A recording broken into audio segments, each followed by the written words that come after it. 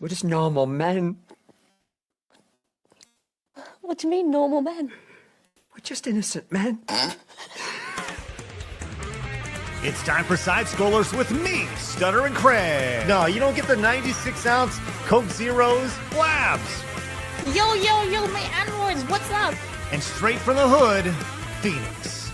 It's really enjoyable as an adult male to shit your pants. And now, broadcasting from our homes around the internet, it's time for Side Scrollers. Okay, you ready? Open wide! Oh, welcome out to Side Scrollers on YouTube.com and Rumble.com, and most importantly, SideScrollersPlus.com. How's it going, everybody? It's good to see you here on this wonderful Tuesday today. Big show. We're talking matcha before the show. We're talking tech. It's been quite a morning today. Hello, Blabs. Good morning to you. Hi. It's been struggle bus this morning. The allergies are real, dude. Dude, right? Like, It's what is really it like? bad this year. I'm going to tell you this right now. There was a time in my life where the allergies were not a thing. And then one year, it just goes and slapped you upside the face, and you go, what the hell happened? And they go, oh, that's allergies. Like, I don't understand how 1 year, or like your entire life, you can not have allergies. And then all of a sudden, you get walloped by them every year. And it's like your face is getting a elephant just dumping giant shit on your fucking eyes. It's the worst. Interesting way to put it. No, but for me, also, the weather has been crazy. So it was like 40 degrees, and now it's 67, and it drops back down, and it's raining, then it's sunny. It's everywhere. So I'm just like, yeah, fun. Well, you see, that's global warming, Blabs. Yeah, right. Totally global warming. Like, I had snow like last week. The fuck, dude? That's right. World's ending right now. Yeah, It's tough. Well, look, what is not tough is this wonderful marshmallow of a friend we have drinking her matcha tea. I wouldn't call Leaflit a marshmallow. I just want to give Leaflit a hug. I do. Look at her face. What is she doing? What is that? Were you trying to be a marshmallow? Yes, I was trying to live the part, but you know, I just have a theory about the whole allergies thing. I don't know if this is real, but I feel like it's something like changes or like mutates in like the pollen, and then it messes you up really bad, and then you might like get immune to it the next year, and then you're fine for a little bit, and then it happens again. I wonder if that's what happens, because I feel like fine right now, but last year was awful. Right. Well, I don't know. I don't know what, if we have some sort of pollination guy on their show, we can have someone who deals with all that stuff. I would love to learn more about sinus allergies and stuff, because I'm telling you, like, I was great up until about 5 years ago. And then right around this time, I got hit by it, and I felt like I got hit by a Mack truck. And it's stupid, because when you're not used to it and then it hits you, it is otherworldly. And I don't understand it, never will. Chat, you tell us, do you deal with the allergies? Because did it just like appear for you one time? Because it did for me. It was weird. And the problem is, I can't really take allergy pills, because even like the non-drowsy ones, they knock me out. It's pretty funny. I'll just be like completely out of it. We're like, hi, everybody. Wait, the non-drowsy ones will still make you drowsy. Yeah, I'm sensitive to the drugs. It's weird, because some drugs don't even affect me whatsoever, but then the allergy ones are like, nah, how about this? Yeah, I've been told that you see these things online, you don't know, it's all fake news, right? They say that those like Allegra and all those allergy pills, they like it's just like sugar pills, more or less. They don't actually do anything. They're just totally a placebo. So, yeah, crazy. Yeah, it's weird. Someone who definitely knows about mutants and mutating pollen joining us today. He is a mutant. Birthday. That's right. It's Phoenix. Hello, Phoenix. I am, in fact, a pollen expert. Happy to be on here. Happy we're talking allergies. Let's go. By the way, Craig, weirdly enough, I also had never had allergies in my life. And about 5 to 7 years ago, suddenly I have them. It's very weird. Yeah, I know. I know that I'm not alone in this. This is a thing that. What if it's them when they do the whole fly above your house and they're spraying stuff? Right. I mean, have you seen the conspiracy theories about Bill Gates and stuff? Howdy. About how he's like, we talked about this briefly on the show. Like there's like some mosquitoes or something that are out there trying to make people. Mosquitoes, viruses, and ticks. Yeah, he's out there like trying. Doesn't to he sound like just a wonderful, upstanding citizen? I mean, it's hard to say like if it's true or not. Like basically, like there's like reports of it, and I mean, the thing is, like some of them have said it out loud, right? Like there was this one video of this scientist, and he was like, "Well, we have a problem. Is that people they like to eat meat? So what if we could just engineer humans to not be able to eat meat? Maybe we just let there's a tick that does that, where it makes you allergic to meat. So like, what if like more people got it? Then wouldn't that be good? Wouldn't that be awesome if we just ate awful instead? Yeah, those people need to be put in a box. Like the most supervillain shit you can ever think of. Like in the 60s, and they're like, "What is the best?" Stop taking my chicken away from me. Right? Nobody was like when they were conceptualizing like Dr. No, or Goldfinger or whatever. Like they weren't like, what would be the worst thing possible is if we released ticks in the world and it made everybody allergic to meat.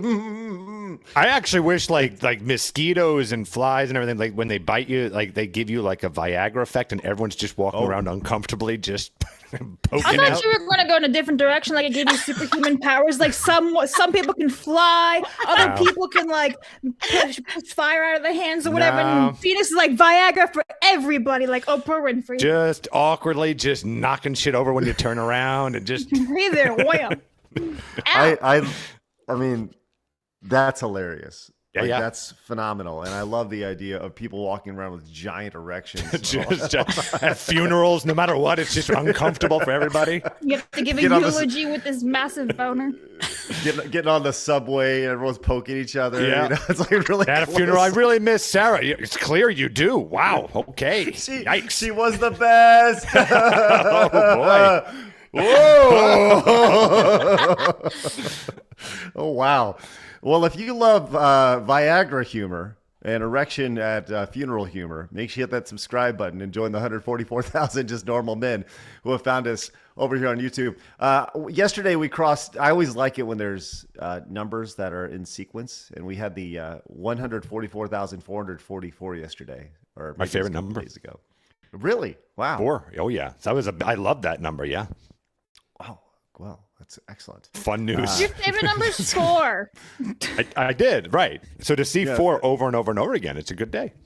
Well, we're at 45,000 who have found us over at rumble.com/sidescrollers. And we are approaching 4,000 over on Kick as well, which is great. We love all of our friends over on Kick. Thanks for tuning in. Obviously, we're live over on Twitch as well, and on Spotify, which is, well, not live, but and we're live over on X now. I figured that out. It works through Rumble Studio, so isn't that great? So we're live everywhere, which is exactly how we always wanted it to be. So make sure you hit the subscribe button and follow us wherever you're tuning in. We appreciate that. So a few things coming up. This past weekend, we had some great things over on Side Scrollers Plus. We had Video Armageddon available for everybody. You can watch it for free over on SidescrollersPlus.com. You just got to make an account. Join us over there, which is great. On the weekend for our members, we had Vlad versus Rystar. Leaflit, you ever heard of Rystar before? I have heard of it, yes. Yeah. But I've never played it. Is that for Genesis? It was, yeah, a Genesis game. You ever heard of Kirby's Dream Land? That's a good one. Is that the NES one? That's actually the Game Boy version. Oh, yes. So we have that coming up this weekend over on Side Scrollers Plus. Coming up on Thursday, just a mere 2 days away, it's me versus Echo the Dolphin live in the afternoon. My God, that's going to suck. Now, here's the best thing about this. We're going to be doing this over on Side Scrollers Plus, and we're going to make it a members-only live stream over on YouTube as well. Haven't done that before, so I kind of want to see how that goes if anybody's interested in watching that. So it'll be live over on Side Scrollers Plus and for YouTube on members only, coming up Thursday at 3 o'clock Central Time. And just announced yesterday, very, very excited about this, coming up on the 21st. And guess what? VTuber Chaos, this time on Jackbox Games. Very excited for that. Look at our wonderful friends with all their cards and their stuff and their Yeah, so that'll be coming up on the 21st exclusively for our members over on sidescrollersplus.com. A lot of people have been using the promo code 50 off. So please join us over there. That's 50 off. Not, obviously, I should have been Jackbox Games. Should have been Jack off. So, yeah, 50 off. It gets $50% off your annual membership, which comes out to $50 for the year. So join us over at sidescrollersplus.com. It's a great way to support all of our fun content. We would love for you guys to join us over there, which is excellent. Use that promo code. All right. Let's see. I'm trying to think. Oh, yes. We're in the middle of a very intense tournament right now. Quite possibly one that will wreck the internet. Leaf, have you heard about the greatest video game franchise ever tournament? I'm sure it's been sweeping across the nation. Yeah. Tell me about today's match. Well, I'm glad Phoenix is here to fill everybody in. Yeah, this is actually a really good one, and it's a tough one for me, although I know where my heart belongs. Where my heart belongs. Here we go. Today's matchup of two all-time classic franchises. Mass Effect versus Mortal Kombat. My, oh my. Two different genres squaring off against each other. Leaflit, your thoughts? Get over here. Woo!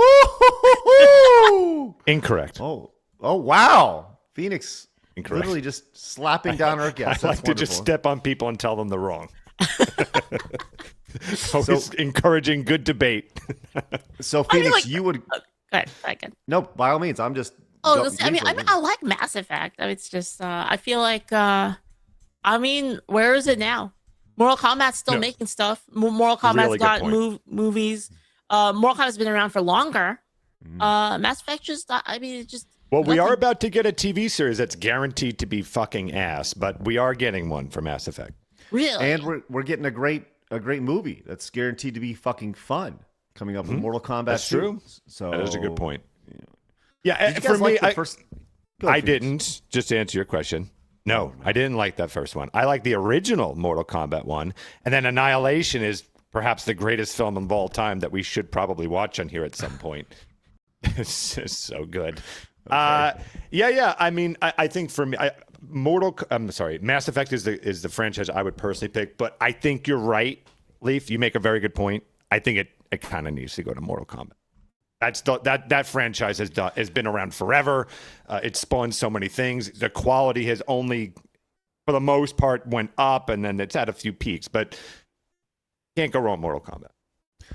That's you really went from Leaflet being wrong to okay, she's probably right in the span of about 90 seconds. I'm kind of a goose today. Yeah, I apologize.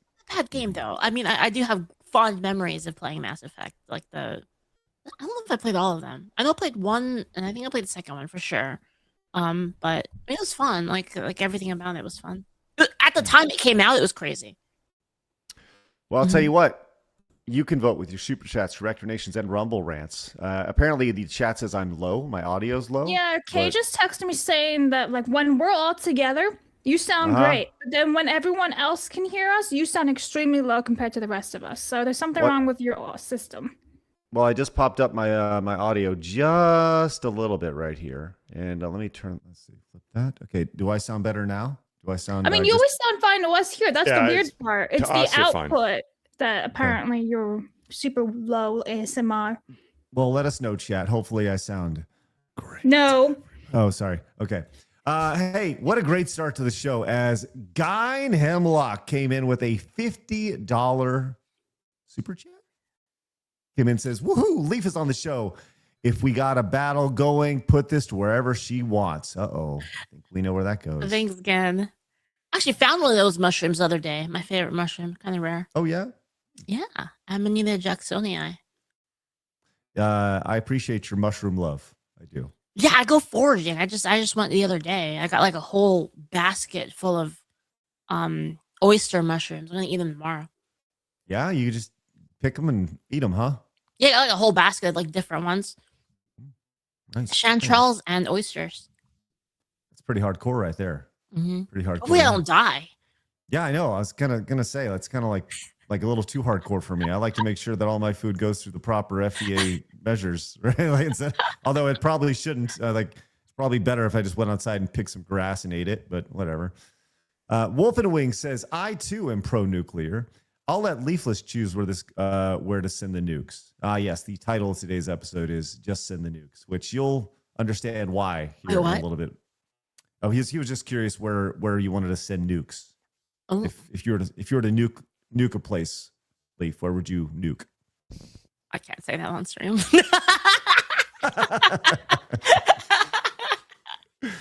Bike Shorts came in with 5, says Leaflit and Goy Slop. LG Panthers came in with 10, says I don't even care about the Showdown. 10 for Xenosaga. What the fuck? Y Incarnate came in with a membership, says fuck shingles. That's right. Marmalade says it's called your old Craig. Don't try to sugarcoat it, buddy. I've always had allergies, and so this time of year is insane. Is that what happens once you reach a certain age? You get allergies. Is that what happened to us, Phoenix? I know so many people that didn't, so I don't know. But it happened to me, happened to you. I don't know. Like you turn 40 and it's like, hey, guess what? I guess, yeah. Yeah, it's nice. Commodore fan says, I've had allergies my entire life. I went to my doctor last week and she said he's had more allergies this year than in the past decade. Something fishy. Thank you, Commodore fan. Marmalin says, Phoenix likes to look down in the shower room. He wants and needs to know what you're packing in order to hang with him. Happy birthday, Easter Bunny bitch, Phoenix. It's 10 for Xenosaga. Thank you. That was just go fuck yourself, Phoenix, over and over and over again. Thank you so much, brother. That's right. Dr. T.S. King says, Happy Taco Tuesday and Cinco de Mayo.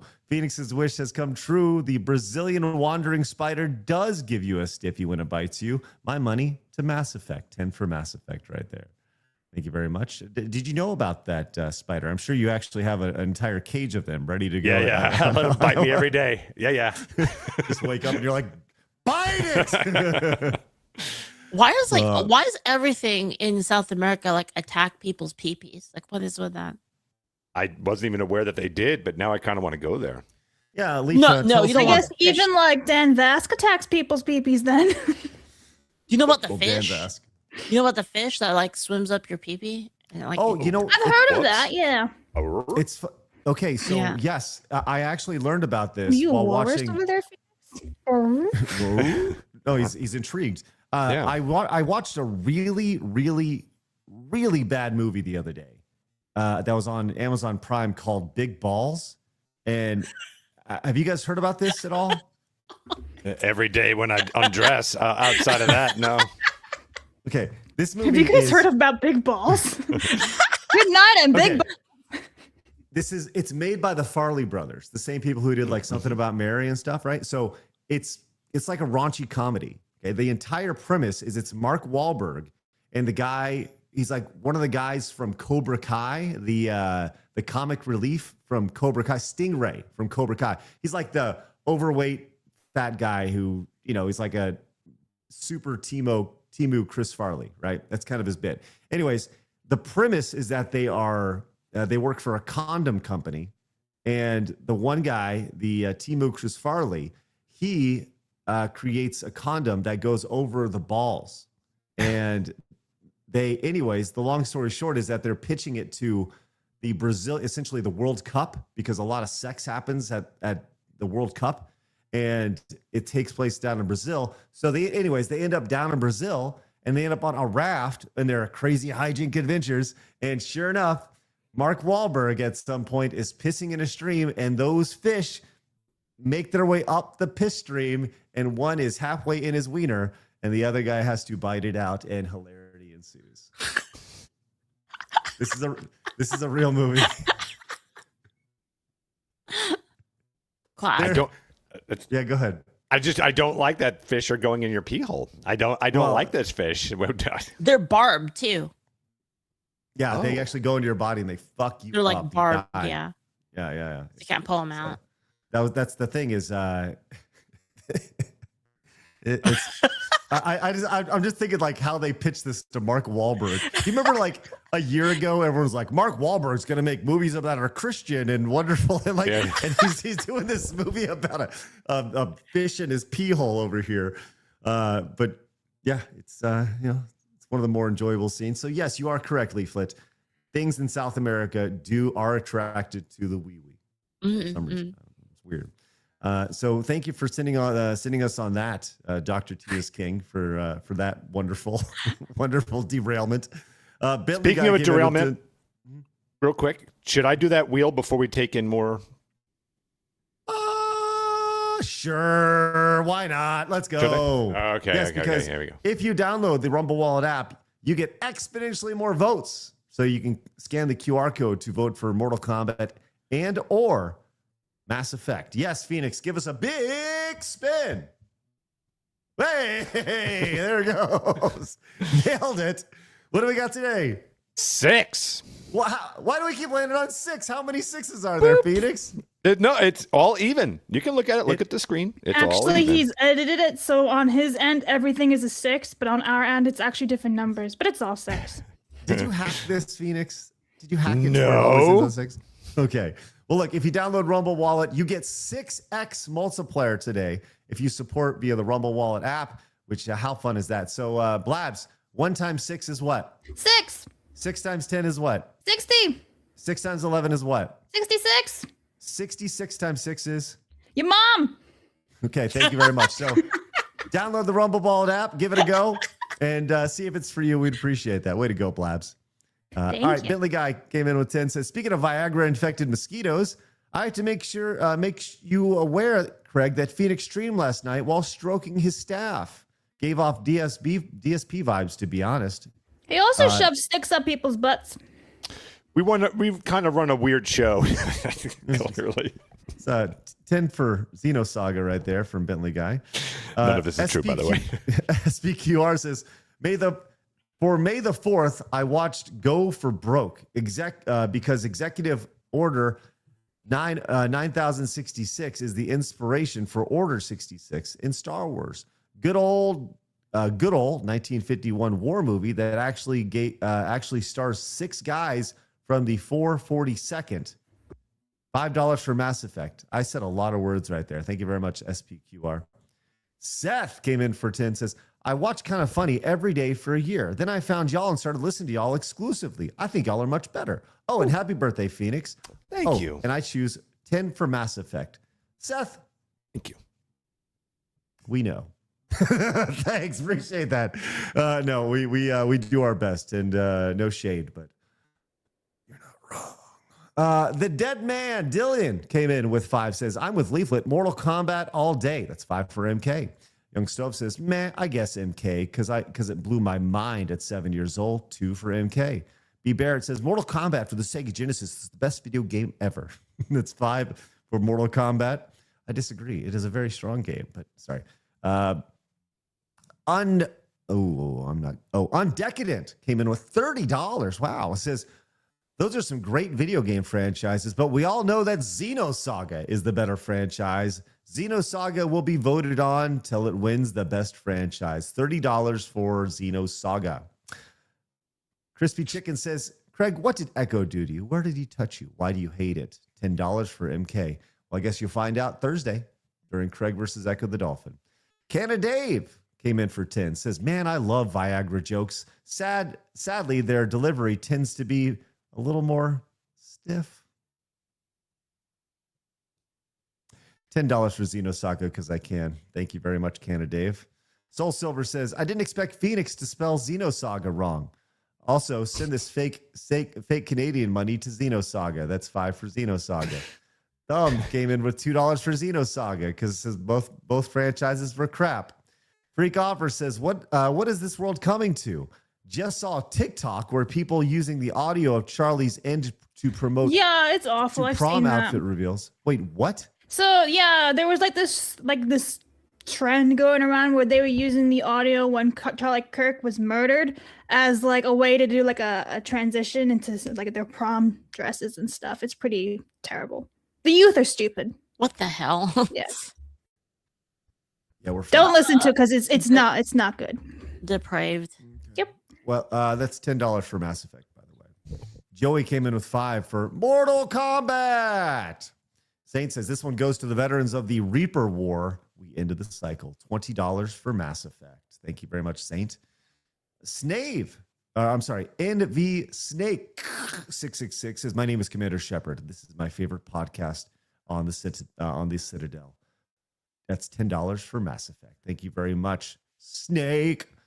Sinbad came in with $19.99. Says, Garrus Valkyrian stuck through our sides through thick and thin, from bar fights to saving the Milky Way. Just like how I got a stick by my stellar humanist idol Oshi. Put this on Mortal Kombat. $20 for Mortal Kombat. Get fucked, Phoenix. Miner came in, says the fish is named the Kanduri. Also, look up the human teeth fish. They attack testicles. 2 for Xenosaga. Pippa came in with 5 Canadian, says Motor Slice came out on Steam today. If anyone's interested, it's great. Oh, thank you, Pippa. Appreciate that. And let's see. I want to make sure I say this right. Peary Pup came in with 1,000 bits over on Twitch. Says, was going to say Leaflit is peak human, but every single one of you are amazing. Look forward to side scrollers every day. Love from Scotland, you bastards. Well, thanks. Appreciate that greatly. That's awesome. And glad you tune in on a day-to-day basis. That's all. We're glad to join you. And glad you're with us. Phoenix, let's get an update where we're at right now. All right, here we go. It is currently $65 for Mass Effect. Oh, wow. $46.99 for Mortal Kombat. But wait 1 second. We've got Xenosaga at $79. Oh, it is in the lead. Okay, Xenosaga is going to do its best to take over, huh? Take over and... That's what it looks like. All right, I see. It did not do very well yesterday, but here we are. It's okay. Thank you very much, Phoenix. Appreciate that greatly. Let's go ahead and you know what? Before we get to hard news, this could hypothetically be a hard news segment, but look, we always try to have new segments on the show. So before we get to hard news, Leaflit today, I'd like to just take a little bit of nostalgia and have it brush across your face. It's time for Today in Yesterday. Today in Yesterday. Thank you, AI-generated voice. Wait, this is new? This segment? Wait, Today and Yesterday? Yeah. It's a new segment. It's a new segment. We just created it. Yeah. Awesome. Yeah. So I would like to take you to 1995. Yeah. Right here. As you can tell by this man's incredible mustache. That's discount Freddie Mercury. He does have a little Freddie The Mercury going colors on there. too, That's like nice. on the clothes. Saw this video, wanted to share this with everybody. This is a farmer trying to buy a computer in 1995, and he is shocked by the price. Now, Blabs, you are a farmer. Yeah. Well, yes. But the farming industry has to have got, technology is a big part of farming, right? Yeah, they got precision ag now. It's sick. I don't know what you just said. Sounds good. Sweet. Maybe this was the baby steps to precision ag. Let's Okay, I don't see think how you know this what went. that means. No, I don't. No idea. So I see that when you buy the Macintosh 600, you're just buying this right here, and you put stuff with it. Absolutely. Oh, I see. This is it here. It comes with a 160 meg hard drive and 4 megabytes of memory. You think that guy has any idea what his 160 meg hard drive is? No. Probably not. No. You need a zip drive. If we could, the zip drive. If we could pick a more stereotypical farmer in the year 1995, I don't know if it could have been done. This is pretty spectacular. I would have had overalls. I would have expected overalls. Yeah. Yep. Yeah. Yep. I hear that. Has the extended keyboard. And a laser printer. She wants a laser printer. Okay. But the laser printer isn't Macintosh. You can get a Macintosh laser printer, sure. It's called the Apple Laser Writer. $1,900 just for this? $1,900 just for this. Comes with a mouse and keyboard. And I got to buy the printer, the keyboard. Oh, it comes with a keyboard. And I got to buy the printer. And how much is a laser printer then? They're around $7.99. $7.99 for a laser. Jeez. Blabs, can you do some math calculating for us, please, using the inflation calculator? I would like for you to track. 1995. Yep. So we had what was it? $1,800 plus another $800 or whatever. I think he said. So let's continue. $7.99 for the printer. Okay, let's keep going. So $795 in 1995 is about $1,722. Yeah. Okay. Is this better? It's $19.99. This is well, better. you know, it has a faster processor. And you got to buy the thing to put the disc in separate too. No, actually, it's right here. So you can buy speakers for it too. You mean you can take a movie and they'll put it on the hard drive and you can show it back? Yeah. Oh, come on. Yeah. There it is, right. Look at that guy's face. Come on, get out of here. I love this. Look at the joy on this farmer's face. It's actually pretty impressive for 1995, to be honest. Yeah. Well, listen, I'm with you. I think that's actually pretty awesome. Yeah, the Mac was ahead. Here. You guys don't cut it all out. I don't think Yeah, I'm thinking seriously about it. Only I'm going to also need an instructor to go along with it. Holy crap. What's that, Leaf? I said, holy crap. Look at that printer. It's pretty outstanding. Now, Blabs, this is before you were born. Yeah, so not very revolutionary. 1996 off the top. Well, no, this is actually extremely revolutionary I don't know. for this time. Okay. Do you have nostalgia for this time that you weren't born at all? No. Do you look back on this at all and be like, man, I really wish that was an easier time. That was a simpler No, time. but I mean, I had that a couple of years after, right? So what's 1 year? Well, no, but I'm saying you like, okay, whatever, Blabs.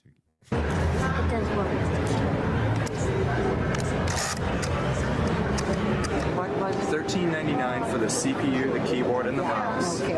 And then the monitor runs for about $384 as it is. The Apple has been advertised as the most adaptable to kids and stuff as well. It's the easiest, most user-friendly. It's basically the most I user-friendly. love it. from She the knows her standpoint of shit. what it Yeah, she did.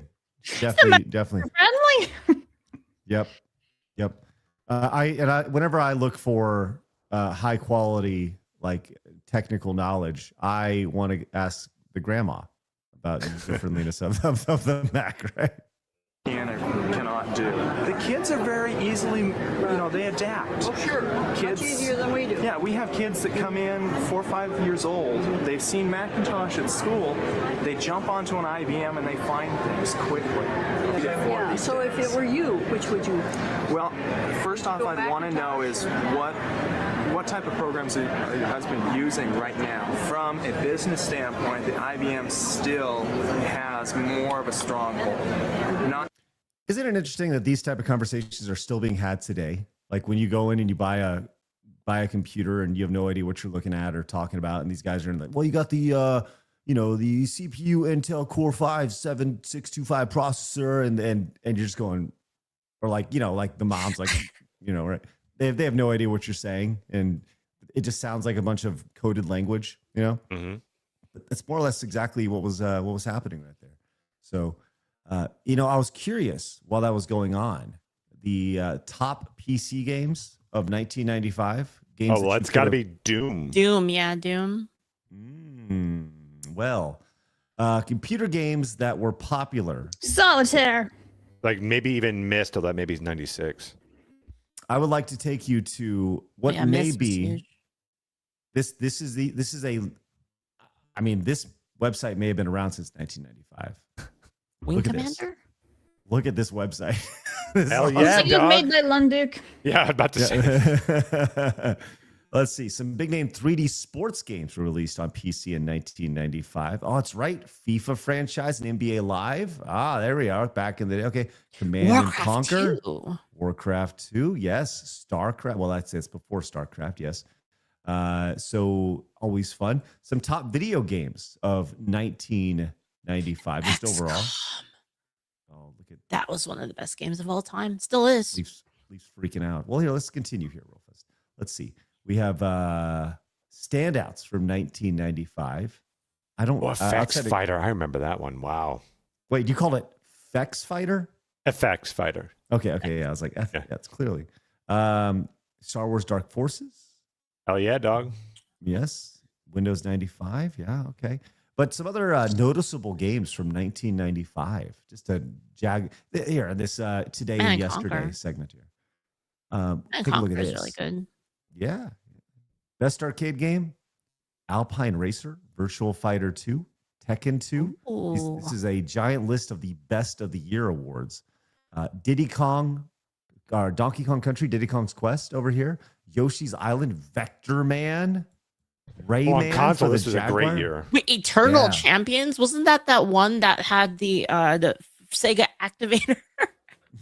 I think it was compatible, yeah. That game was awful. Yes, Eternal Champions was not a good game. The best Game Gear game. Yeah, Rystar, check it out. For the Game Gear. There. And there it is. You just missed it. Oh, let's go down. Mario Tennis for the Virtual Boy. That was peak. It's been downhill ever since. Yes. Chrono Trigger's right there. I like that Garfield Caught in the Act was the best Game Gear game for that year, which is great. Let's see. Best music and soundtrack, Twisted Metal. Good game. Chrono Trigger and Rayman. The GOAT. Diddy Kong's Quest right there. So look, what a great year. Taking all the way back. Earthbound. Oh, yeah. Dude, 95 is a great year. Stacked. But 96 is like the best of the best. It was one of the best. 96. Maybe that's something we could do for a future showdown, is like video game years against each other. That'd be kind of fun to do. But yes, so that was buying a computer in 1995, specifically from a farmer's perspective, and a little jog down memory lane here when it comes to today and yesterday. Today and yesterday. Okay, that was a little overdone there. Nice. Ridiculous. All right. Give it up for Eva Fan. Came in with $10. Says 5 for Mass Effect because it's awesome, and 5 for Xenosaga because it gives everyone heartburn. Nope. It's all going to Mass Effect. You can't split it. That's the rules. You can't split it. You mentioned Mass Effect first. Toa came in with $20. Says, Craig, the wheel is not exponential. It's linear. If it was exponential, then $10 today would become $1 million. Xenosaga. Am I saying that incorrectly? You get exponentially more points if you like 6x more points. Either way, there's $20 for Xenosaga. Mr. Rich Lowpitch came in with 5. Says every time Xenosaga gets money, you guys should play an AI clip of Craig angrily shaking his fist in the air and shouting, "Damn you, Kirsha!" CRZ Cloud came in with 5 gifted memberships to the channel. Hell yes. That's awesome. Which means 5 more wonderful people will be able to watch me take on Echo the Dolphin coming up in just a few days. Thank you very much for that. That'll be available on Plus. Just thinking, about 48 hours, you're going to ride a dolphin. You excited? Nothing makes me happier to think about ending and finishing this idea of playing Echo the Dolphin. Finishing on a dolphin. Weird. I didn't say finishing on a dolphin. You literally just said finishing. Suddenly I need to tune in. It's going to be awkward for everybody. Waiting for an AI meme of being like, no. Oh, the camera was on the whole time. Then a little dolphin goes,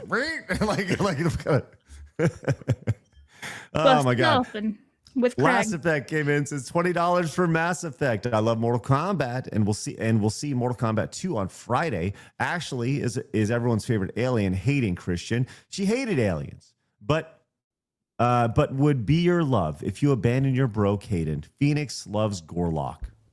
It's true. $20 for Mass Effect. 10 says, I can't wait till Xenosaga is put in properly, and it will not get a single dollar to it, since that is the better way to do things. Xenosaga, and much love to all you do. That's $10 for Xenosaga. Squatch Hammer came in with 10, says, much like the barbed-sounding fish going up your piss hole, the Xenosaga donations are doing the same to Phoenix. $10 for Xenosaga. Thank you, Squatch Hammer. Bussy Breaker came in with $20. Says, Christ on a bike, $1,900. I'll stick to carrier pigeons. All right. Thank you for that, Bussy Breaker. We also have Tysel or Tykel. Please tell me how I butchered your name. It says for $25. LOL to play on a meme. Didn't Leaf work at Blizzard? Shortly, yes. Commodore fan says in 95, PC was ahead of Macs in specs, price, and amount of software, but Mac was easier, but quickly lagged behind till OS X. But PC is still king. Actually, I'm sorry to break the news to you. The Game Boy is technically that is correct, as you decided. So sorry about that. Modest Rat came in with $20. Says, hey, bada bing, what's up, bro? Chachos and mahong to yous guys. Hey, Leaf, have you played Xenonauts? It's a spiritual successor to XCOM, and I love it. Anyways, I have not, but I have it. Oh, you haven't played it, but you own it? Yeah, it's one of those games where I was like, oh, like this is on sale, and like this is like similar to a game I like, and then I just never had time to play it. Oh, that's $20 for Mass Effect right there. And Tysell came in with $20. Says also for Mass Effect, please, Tysell. That's a $45 total for Mass Effect right there. Epsilon Sama came in with $9.99. Says I love Chrono Trigger and Earthbound, but can't forget Lunar for the Sega CD. And yes, $10 for Xenosaga. That being said, Leaflet, what is your favorite JRPG?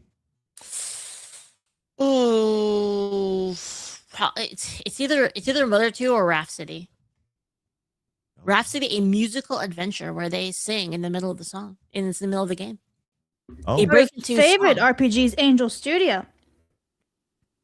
Well, I guess TTRPG, yeah. But I thought it was JRPG. Yeah, I was just trying to plug you. Her links are down below. Thank you. Just let her plug you, Leaf. Gosh. Commodore fan says also Win95 really hurt Mac sales to OG iMac. It's 2 for Mortal Kombat. And Joey says 10 for Mortal Kombat. Virtual Fighter 2 was a pretty revolutionary game. It improved on everything the first one did, and it showed the potential of 3D fighting games. It was the inspiration for Tekken. Thank you, Joey. And Chief Corey Anderson says, Blabs, are you a fan of the Harry Potter full cast audiobooks? Mortal Kombat has done so much for the video game industry. That's 5 for MK. I've not actually listened to them completely. I've listened to samples of them, but because they refuse to sell them physically, I haven't bought them. I want them physically, not digitally. So get fucked, Amazon. The end. Get fucked. All right, nice. And Mayonnaise Chase says $5 for MK, and maybe it's too late, but Craig should play Echo the Dolphin sock puppets with dolphin sock puppets on his hand. It wasn't part of the deal, dog. But now it needs. Can you find dolphin sock puppets? Like, what are we doing here? Oh no. And why?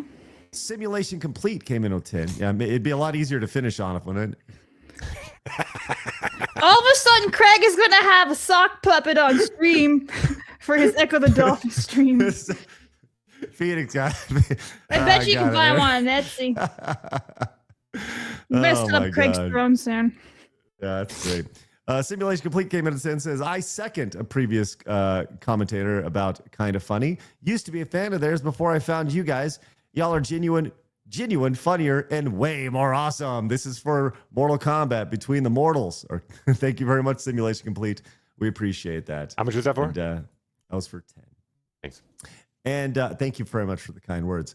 Mindframe came in with 5, says, pollen is affected by weather and wind for severity. You acquire allergies over time in a location. Get a good air purifier for the season. Mast cell stabilizers would help a lot. Then he says some crazy things like acetylcholine and nasal crom are highly recommended. That's $5 for Mortal Kombat. Thank you very much, Mindframe. I will get a good air purifier. I should probably invest in one of those. Yeah. Well, thank you guys very much for your support. We will continue with your super chats, direct donations, and Rumble rants throughout the duration of the show. Phoenix, where are we at right now, buddy? What are we looking at? All right, here we go. It is currently $160 for Mass Effect, $83.99 for Mortal Kombat. And I might as well just take this one off because it does look like Xenosaga now only has $129. So get fucked, Xenosaga. Mass Effect leading. Fucked. Oh, thank you very much, Phoenix. Appreciate that. That's excellent. All right. We've done a little nostalgia fun. We've been dilly-dallying quite a bit today. Peter dallying. But hey, lots of dilly-dally. Mm-hmm. But hey, it's time to get serious. It's time for my favorite segment, your favorite segment, everybody in the world's favorite segment. It's time for hard news.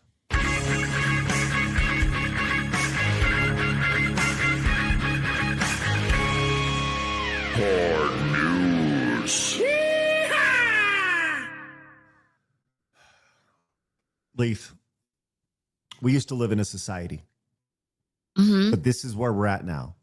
This was announced yesterday, and the internet is up in arms after this announcement that McDonald's is set to eliminate self-service soda machines by 2032, citing, quote, changing consumer habits. This is courtesy of Polymarket right here. The idea that you could just get a small and refill it a lot instead of paying the extra $1 for the large. You get the small and you just get up and get a few more steps over here. I don't even know what to even think about this. Okay, so since I live kind of like in buttfuck Egypt, middle of nowhere, they have been opening like new McDonald's because like it was really, really far to get to a McDonald's from my house. And all the new ones don't have that. They don't have the self-service. They don't have the self-service machines anymore. But that doesn't mean that you can't do that. You can still do that. So like you can buy a small and then you can ask them to refill and they'll do it. But you have to give it to a person. You can't just do it yourself. So they've been phasing this out at where you live already. I've literally never seen a McDonald's that does this. You've never seen a McDonald's that does ever. That is a self-service soda machine? Not one. Really? Not one. That's crazy. Ever. And I've been everywhere. I've not one. They're in other places, like Burger King has them. I've seen it at Wendy's, but I've never seen it at McDonald's. Are you serious? Yeah, so obviously just luck of the draw. For whatever reason, I've just never seen one. This is a standard feature at McDonald's where, and look, people are sounding off about this. Sure. Asmongold saying, we used to live in a country. Another aspect of life that has been reduced to a low-trust, minimum security prison alternative to accommodate impulse-driven subhuman animals who should be in jail. Because that's really what that is what this is about. Because at the end of the day, what's happening here is that people are abusing the trust of your ability to refill your Diet Dr. Pepper 12 ounces at a time. And that's fucked up. And no mixing, too. I knew a lot of friends that always liked, putting a couple of things in the cup there, mixing it around. You know what they used to call that? What? A suicide drink. They used to call it. I'm serious. You'd go down the line and you'd mix them all up. It's ridiculous. Once again, they're just getting bodied in the comments. Changing consumer habits stole my bike. It's easy, Mr. Reply Guy. I hate changing consumer habits. Yes. I can't really blame them though, McDonald's, to be honest. It's like why is that? Here we go. This is a good example right here. This is a really good example. Why? Look at this nonsense. Yeah, they put like a container in their pants or something like that, and then they just like fill it up all the way. So is changing consumer habits black people? Is that what they're basically saying? Well, I think it's more about just theft in general. The idea of black people. No, but listen, Phoenix. Hey. Just because he brought his entire bike into McDonald's and refilled his entire thing with high C, this is the problem. Or at least he's cleaning it up. How nice. The problem is actually the government. Yeah, they don't crack down on people who behave like this. So why not, right? Like if you never get in trouble and you can do whatever the hell you want. It's their one job. You pay the government money and taxes. It's their one job to uphold the rule of law, and they don't do it. Yep. What a waste of fucking money. All for the. Yep. The changing habit here. I've seen videos of kids doing stuff like this where they take the cup, it goes into the big thing. And it's so stupid. What type of consumer? That's a pretty fun meme right there. Look, this is the idea that you have to not allow. Soda is like the cheapest thing. It's the cheapest thing at a fast food establishment. It costs pennies to refill a drink. Like pennies. They sell them for $2-3. It's the highest markup of everything. The cup costs more than the soda. And here we are. This to me seems like it's actually going to cost more money to have somebody refilling the drinks. Now, other places you can go up and they'll refill your drinks. I think of like a Chick-fil-A. Chick-fil-A blabs. You love yourself a chicken sandwich. I do like chicken sandwiches. I know. This is well established. If you finish your drink, you can bring it up to them. They will refill your drink, whether it's a Diet Dr. Pepper or a lemonade or whatever it is you get. And you know what they say after they're done? My pleasure. They say, my pleasure. Thank you for letting me refill your drink for you. I appreciate that, right? But now, not a McDonald's. Not a McDonald's here. We'll see. There's other externalities too. It's not just the money, right? Like even if the soda cost of the soda isn't really a problem, you have like these sorts of people who are already like unscrupulous, and then now you have them like constantly loitering around your business. It's not a good idea. Well, I feel like we're a bit insensitive here when we have Phoenix who's on his Pepsi Zero like decline, and we're just talking about soda in his face. Listen, in a civilized society, what should happen is the instant someone does that thing with his bike, the manager should walk in, grab them by the scruff of their neck, and kick their ass out. That's what we would do in a civilized society. Correct. I saw a video of a lady, a little worker at Whataburger of all things, and she had her shirt. It wasn't covering her tummy. Right? She had it kind of rolled up in a bun or whatever because she wanted to be cute. And she's like, what does my stomach have to do with anything? And the manager's like, get the fuck out of here. and she booted her. It's like, this is the uniform. This is what we wear. This is a safety thing. You know, we don't want your body all over people's French fries. Like, what are we doing here? The problem is though, Leaflit, even if like the manager like took him by like his his shirt or whatever and pulled him out, then that guy would be like, he assaulted me, lawsuit. Yeah, that's why I said civilized society, because then he would do that and everyone would say you're full of shit and laugh at him.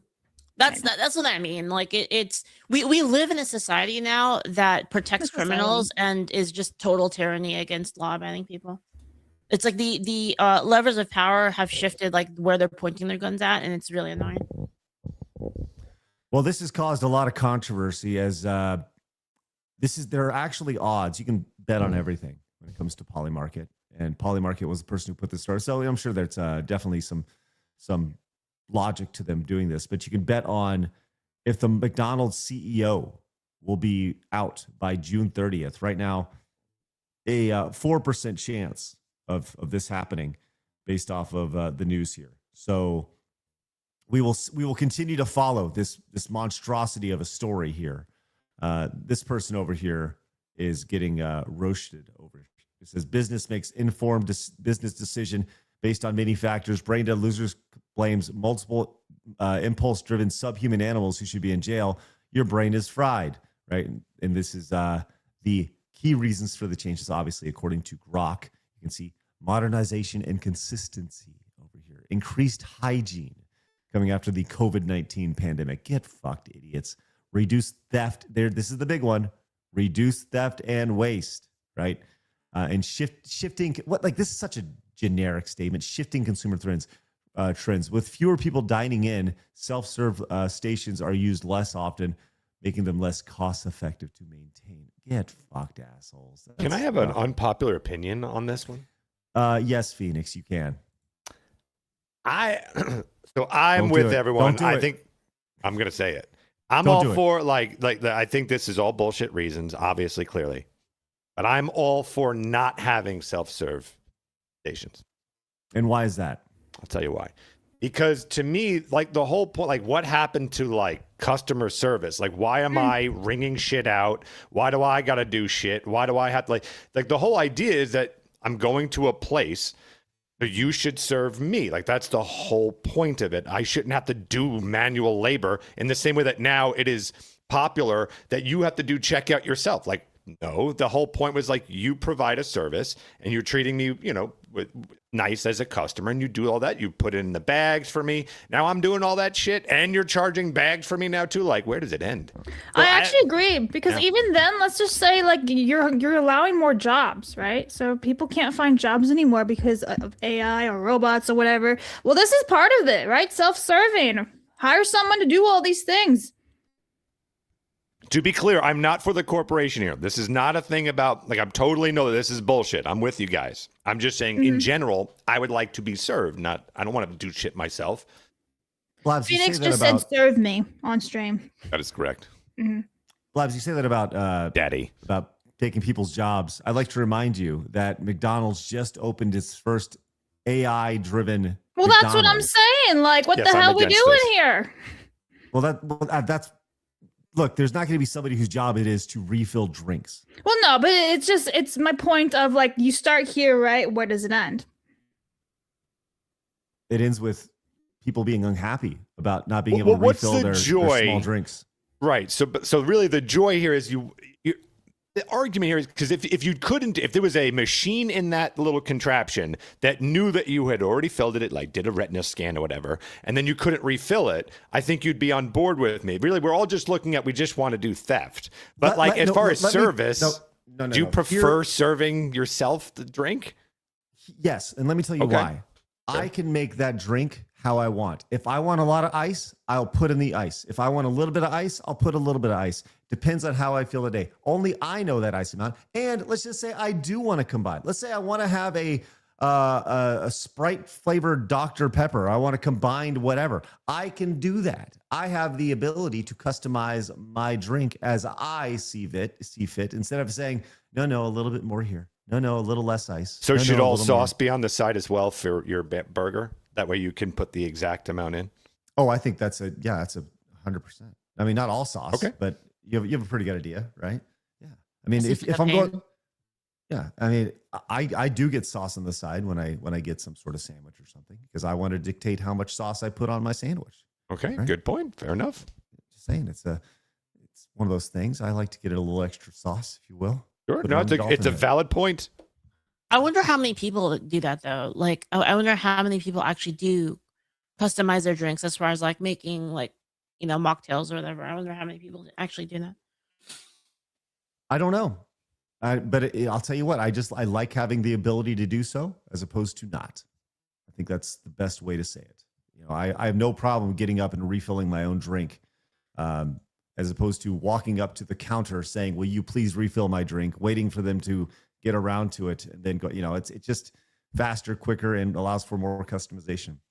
We used to live in a society, and now we don't. Yeah, that's true.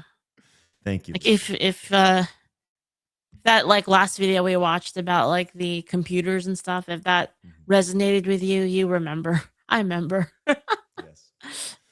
Well, let us know your thoughts, chat. Would you like to have self-service McDonald's, or would you rather have the AI refiller? By the way, a couple years ago, Disney did away with this. You used to be able to buy drinks like cups when you went to this is total side note. This is fucked up. Okay. You would buy a cup, $20 cup at Disney. On the bottom, there's a chip that registers every time you put the drink in. So they used to have the self-service stuff as well. And guess what happened there?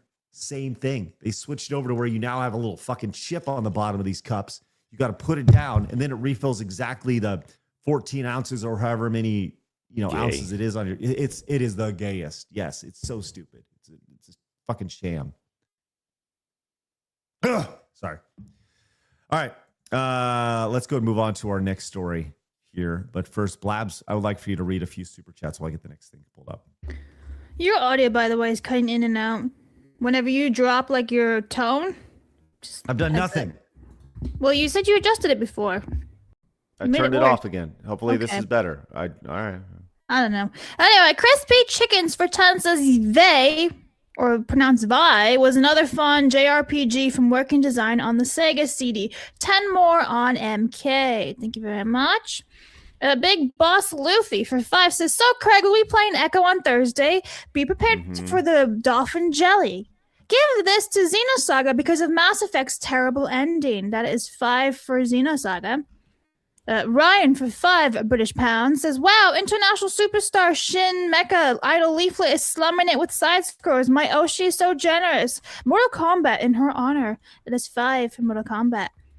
A proud downer of small PP. Oh. 6576. He's got numbers at the end of it. Oh, that's good. For 10 says 10 for Mass Effect, please. Seagrin for 10 says Mortal Kombat was always bad. It only coasted by because of it was edgy. Even Ed Boon doesn't like Mortal Kombat or its fans anymore. Look up the picture comparing Ed Boon with fans then and now. This is for Xenosaga. That's 10 for Xenosaga. Tenarian for 10 says, crazy how 1995 had more good games than you could ever play, even if you could afford them all. While nowadays, there's rarely more than 1 or 2 games per year that I'm mildly interested in. The Xenosaga series never turned woke, unlike Mass Effect and Mortal Kombat, so it gets these 10. That is 10 for Xenosaga. Bike Short Senpai for 5 says, because of the subhumans, I can't make my Dr. Root Beer Sprite anymore. Sad crying face. Sorry. Jared for 1 says, as much as I like both franchises, I gotta go with Mass Effect. Happy birthday, bro. That is a 1 for Mass Effect. Thank you. Gray for 20 says, Mass Effect, the special dance simulator. It's 20 for Mass Effect. Dan for 10 says, yeah, that happened in my McDonald's lately. No soda machines. Walking inside McDonald's, it feels weird. Yeah, we're caught up for now until I add more in.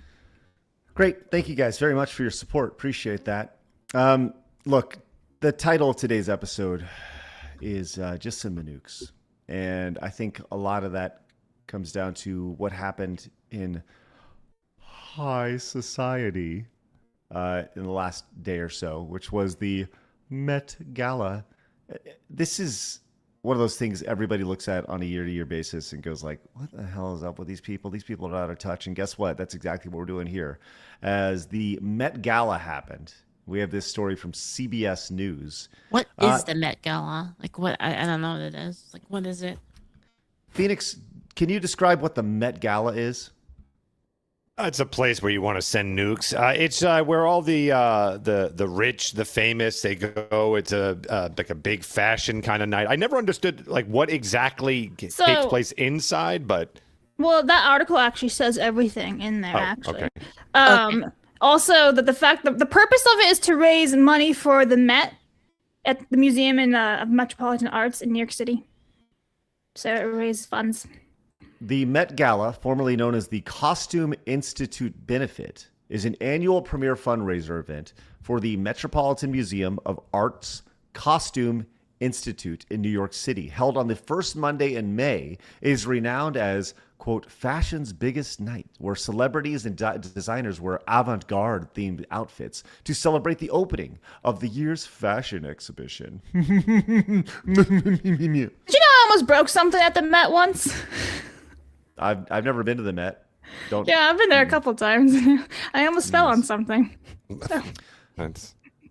The gala serves as the main funding source for the Costume Institute. The only it made $31 million in 2025. So it'll make more this year because the cost of attending the event is $100,000 a person, up from $75,000 last year.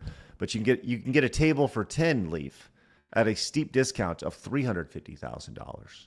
So there you go, $35K per person right here. But look, there's a lot here.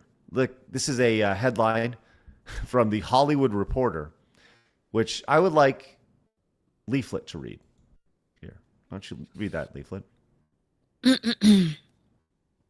Alex Constantine celebrates being first trans woman on the Met Gala host committee by revealing breasts on red carpet in sheer Gucci gown. That was pretty good. Wild ass headline right there. There's another headline if you scroll down below for Leaflit to read. Yes. Ruth E. Carter on the importance of bringing back Black identity to the Met Gala. Met Gala 2025. We should just make a segment of Leaflit reading THR headlines, because if you search Met Gala, there's like tons of snotty like headlines like that. That'd be a great segment. Well, I'll tell you this. What's amazing? Headlines. Yeah, Leaf, you're spectacular. One headline that is right across. I mean, this is like one of those events where they wear pins, you know. There they say, you know, be good for like Renee Good or whatever. One of those would probably be no one is illegal on stolen land. You would imagine something like that. Except for the fact when you try to go to the Met when you don't have a ticket, you get escorted out of because, whatever, right? The hypocrisy knows no bounds. Like, it's almost like there's borders when it comes to the Met Gala and your ability to get in, Phoenix. That is correct. That is correct. Well, this is the start of the year when it comes to fashion. God, I fucking hate that statement. I hate that I just said that. It's the Hunger Games fashion. Yeah, we're going to get to the Hunger Games here in a little bit. I fucking hate that I just said that statement. Rachel Zegler attended the Met Gala. She's blind to the criticism. Oh, I actually sadly really like that, actually. Look at this nonsense. You like right that? here. I sadly do, yeah. I actually like that a lot. Wait, the thing over her eyes or the dress? The eyepiece. What about the... She looks like Kenshi from Mortal Kombat. We're tying it back to video games here. People have been pointing out her jaw movements over here. Like she's got... Maybe she's got TMJ. That's She's gotta fix it out. As somebody who has TMJ, my jaw just doesn't go jarring all over the place. Okay, so there's Maybe she's Rachel trying to be Zegler. like some sort of statue, like a Greek statue, and she's like, yeah. No, we have an example of that here in a second. But the true star of the show last night, which if we can have another reading from Leaf. Actually, I want to zoom in on this nice and tight here. Leaf, could you please read this right here? But of course. Thank you. Aaron Rose Phillip, the first black transgender woman with... What? Quadriplegic. Quadriplegic cerebral palsy, signed to a major modeling agency arriving at the Met Gala. Okay, look. What? Okay, look. Going on? We've done it, Leaf. I'm just going to say this right now. We have found the final boss of DEI. Yeah, this is spectacular. There it is. Fair, man. Imagine rolling up like in a like those like spell casting combat that leftists get into, where they're like, well, I have this and this and this, and I'm also autistic and I am non-traditionally attractive, like that. But imagine like you're trying to do that, and then she rolls up in, so it's over.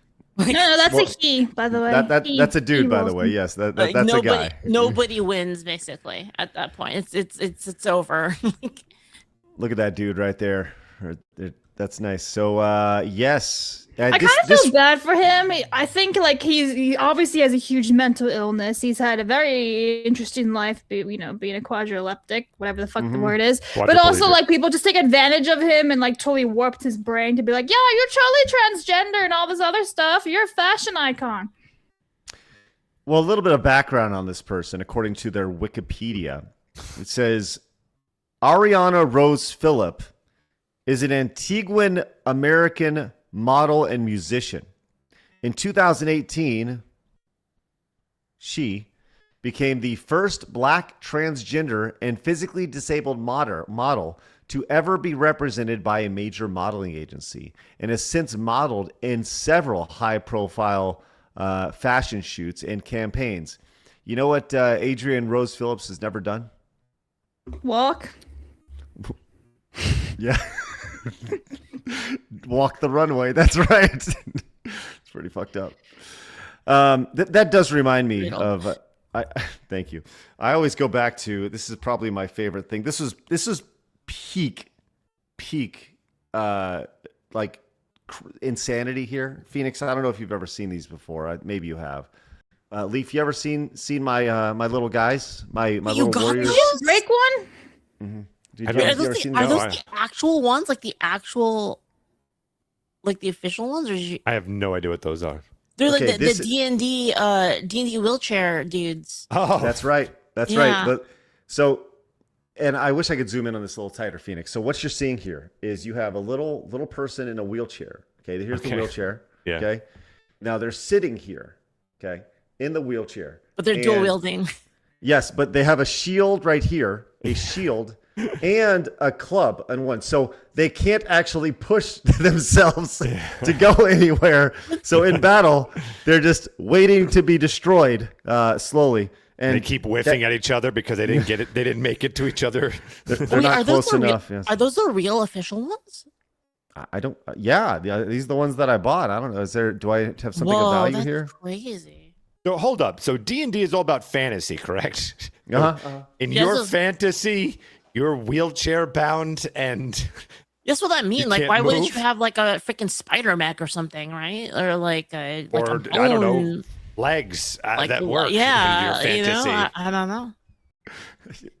One could only wish, or maybe not, because this is the D&D final boss here, right here. Or maybe it's Cardi B. Did you see Cardi B showed up literally? Well, this is Bruce saying, went to the Met Gala as intestines. Wait, what? Is that real? Look at this horrible. What is happening? I don't know. What is what is happening? The Hunger Games. That's what every year. Like this is high fashion. Like, are you fucking kidding me? Like, this is. I wouldn't say it's high fashion. They're supposed to be like kind of dressed outrageous and weird. Well, also outrageous and weird is this headline from MTV. The prettiest girl in the world. Right here. It's ma'am. This is Hunter Schafer, a biological man right here. So there's that, all dolled up. Then we have, speaking of femininity, we have The Rock, who showed up in a dress because he said the most masculine men wear skirts in Polynesian No, they culture. wear kilts. Well, let's see what he had to say. Or not. Shared with Tom Brown's team is that, at first they sent the illustrations over, and hey, is DJ going to be cool with this pleated skirt? And I was like, well, look, in our culture, Polynesian culture, we rock lava lavas, we rock skirts. The most masculine men, but not that I'm one of them, but the most masculine men wear lava lavas and skirts. I feel great. Well, That's a fair statement. Yeah. They're pretty Chad, those guys. You ever see those, like the Hawkeye, whatever it's called? Pretty intimidating. Sure. Not even close to intimidating, but yeah, I did. Really? Not even close to intimidating. Dude, it's at all. How do you take it Laughing. seriously? It's kind of funny. No, not intimidating in the least. Okay, fair point. But I also like that he's talking about that, but he's also wearing pants. So like, he's not just wearing a skirt. He's got pants on. You know what else he's not wearing? Or you know what else he is wearing, Blabs? I don't know. A $3 million watch here. This is $3.3 million watch right here. What's his net worth? Have like a laser cutter on it or something. His net worth is $800 million, apparently. Yeah. To be clear, a lot of these items, just to like as a heads up, a lot of these items are basically made by a company to they didn't buy it. They're just renting it for like the night. Yeah, they're lenders. Think of it like a billboard ad. Yeah, I get it. But in this this idea of listen, these people who are all about their their virtue signaling and stuff, like you should probably these people are not big fans of capitalism, right? But still wearing a $3 million watch. Okay, sounds good. And then we have this is probably the best example of this. Sarah Paulson. I wish I could tell you what she looks like, but I can't tell because she has a dollar bill strapped to her face. Here. This is a real thing that she was like wearing. Medusa and she'll turn into stone. Sarah Paulson called her dress the 1%. And as Jennifer says, what a fool. The 1% protesting the 1% at an event for the 0.1%. I used to like her. Great in Deadwood in Studio 60 over here. I'm not familiar with her at all. Yeah. I am. But Sarah Paulson. But apparently there was a giant trend of covering your eyes when making things for the Met Gala. That's because they didn't want to see the truth. Hey. They suck. Yeah. Okay, here's this lady. Here's Sarah Paulson right there. Yeah. She always looks like she's got something up her butt. That She's like very uncomfortable. She had like a sour candy, you know? Yeah, I hear that. I hear that. Yeah. Like he's just very uncomfortable. if you look at somebody and you imagine that they're just constantly constipated, it makes things way funnier. You know, like at all times. It's great.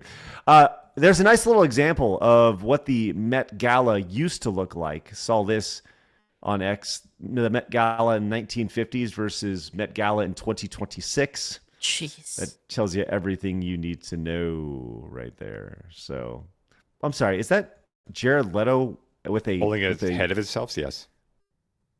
What a fucking clown! These guys are. What is happening here? Like, this is like legitimately, and this is Heidi Klum over here on the right. Yeah, but she always does like Halloween costumes.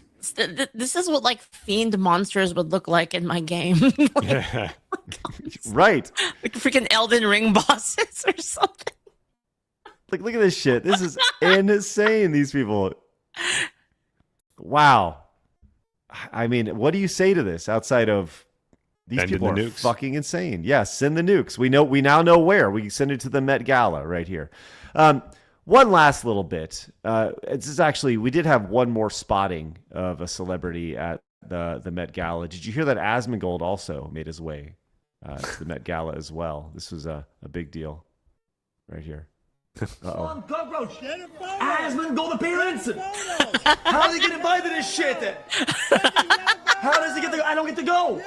Yo, this guy's taking close-ups. Oh my God! Just send the nukes.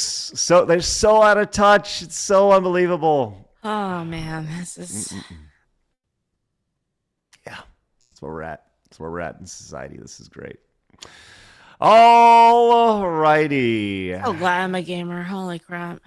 I just don't even want to think about this anymore. It's sad days ahead.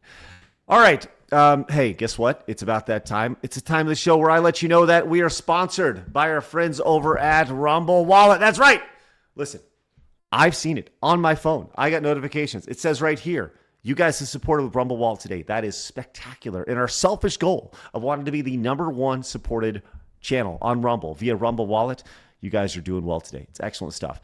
Did you know, Leaflit, I'm sure you know, did you know that over on YouTube, they take 30% of your support? It's ridiculous. On Twitch, 50% of your subscriptions are taken by Twitch. They just pop it right out. Not with Rumble Wallet. With Rumble Wallet, it is 100% of your support goes to the creator directly to their phones. It shows up in the chat, allows us to track it, and we're going to count out, let you know who supported earlier. And on top of that, once again, today, right now, a 6x multiplier for either Mortal Kombat or Mass Effect in our Showdown today. Look, straight up, Rumble Wallet this is like version 0.1 of Rumble Wallet. They have a bigger vision for what's going on.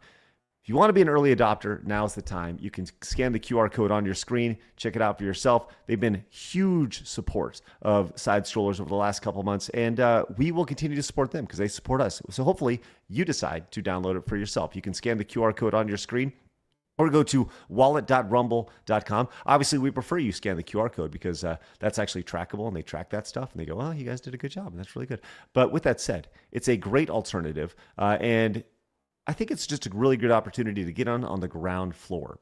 So if you like new tech, if you like alternatives, give it a try. Scan the QR code on your screen. Download the Rumble Wallet app. They support us, so once again, please consider supporting them. Thanks, guys. All right. We have a fuck ton of Rumble Wallet donos that are going to make Phoenix very upset.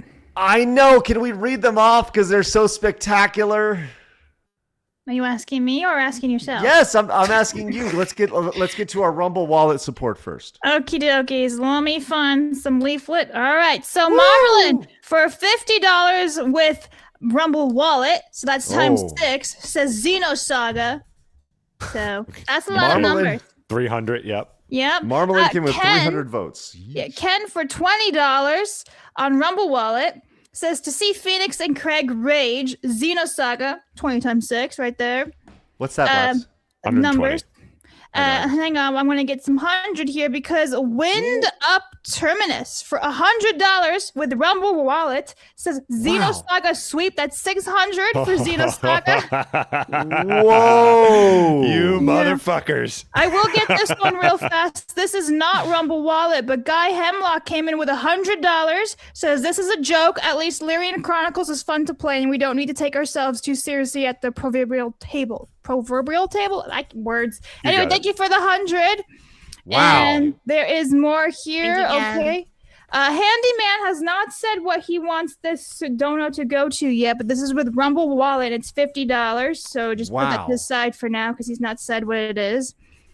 And then the Burly Rancher for $50. So there's another 50 right there. Let Phoenix decide mine, but Leaflit, as someone looking to be a Cali refugee, can I DM you for some advice on X? Send me an email. I have an email address on the website or contact form on the Angel Store website, and yeah, do that. All right, so that 50 is by 6, and Phoenix gets to pick. Oh, that 50 was that was a times 6 one? Yeah, that was a Rumble Wallet one. Thank you. I'm going to be putting that on Xena. I'm fucking with you. It's Mass Effect. Thank you. All right. And Handy, I'm still waiting for you guys for you on Rumble to let me know what it is. Blast, why don't you keep reading while I put Marmalin on the wall? I'm going to get Guy on the wall. Lee, you said it. I keep saying Guy. I'm just going to call him that. Handyman. We have the Burly Rancher and Wind Up Terminus all going on the wall. Blabs, keep going. Guys, thank you very much for your great support. Thank you so much, everybody. Trying to catch up real fast. Okay, Bike Shorts for 5 says corporate are just going to make existing workers do more work on top of the workload they already have. Thank you. Affirmative Fan says these are places that have QR codes on each cup we have to scan before getting a drink, and the drink machine tracks and limits the amount you get. Yep, Craig mentioned that. Last Effect for $2 for Mass Effect. Root beer plus lemonade equals pink bubblegum. That's weird. 2 for ME. Dan says Mortal Kombat for me because I only played the first Mass Effect a few years ago. So yeah, I couldn't get into it. That's 20 for Mortal Kombat. Tysel for 10 says Phoenix is right, but McDonald's was never a we service you restaurant like Texas Roadhouse or something like that. McDonald's was always just a sustenance food. Thank you. Seminator for 5 says, a bit of both. Some customers take ages at the front of the line asking for coffee at Starbucks, etc. A bit of self-serve helps move the line. Patrick for 20 says, if I were to choose between Mass Effect and Mortal Kombat, I would have a hard time. Thankfully, this is side-scroll, so my vote is Xenosaga. That's 20 for Xenosaga. Runway for 10 says, not really on topic, and I know the show sucks, but the Last of Us prop department bought some vintage radios from my mom's Etsy shop just now. Ooh. So that's kind of neat, and I wanted to share it. That's actually awesome. Congrats to your mom. Yeah. Wow. Congrats to your mom. Yeah, that's sick. Nobafan21 for 1 says, question about the final boss of DEI. Are they Muslim, as in religious but not Christian, or atheist, neither religious nor Christian? Xenosaga, that's 1 for Xenosaga. Great question. Potato Radio for 5 says DEI Mass Effect Okay, I always say Andromeda, but it's Andromeda. Made my face hurt like a Met Gala. Give this to Mortal Kombat. Mental babality. All right, that's 5 for Mortal Kombat. Nathan for 20 says, if I was handy and capable, I would want to be a Dreadnoughts from Warhammer 40k, which is ancient, heavily armored bipedal walkers. Their serve as a walking sarcophagi? Wow, Blabs, oh my gosh. Clip that one. For fatally wounded Space Marine heroes, $20 to Xenosaga. Peter was just a member for 29 months. He says no message. Danny for 2 says variations of monsters while also some showing up as see no evil is weird. Fucking capital ass bullshit. Mass Effect. That's 2 for ME. Potato Radio for 5 says remember no one at the Met Gala went to Epstein Island. Yeah, sure. And I gotta catch more up, but I don't have them in. Sounds good. Yet. All right, Phoenix. Let's get an update on exactly where we're at with our wonderful tally today. Mortal Kombat versus Mass Effect. I think that just quick prediction. I think that Mass Effect is going to take the lead here, and on top of Mortal Kombat. But the true leader will definitely not be Xenosaga. That is correct. All those statements are correct. We've got $495 for Mass Effect, $123.99 for Mortal Kombat. But sadly, wait for it. $1,215 for fucking Xenosaga. well, not dollars, votes, but votes, yes, votes, yes. The votes are a real thing. Points. Yes, points. That's not going well for Mortal Kombat. All right, sounds good. Thank you very much, Phoenix. Appreciate that. Okay, let's go ahead and move on and talk about this insanity with Nick Shirley.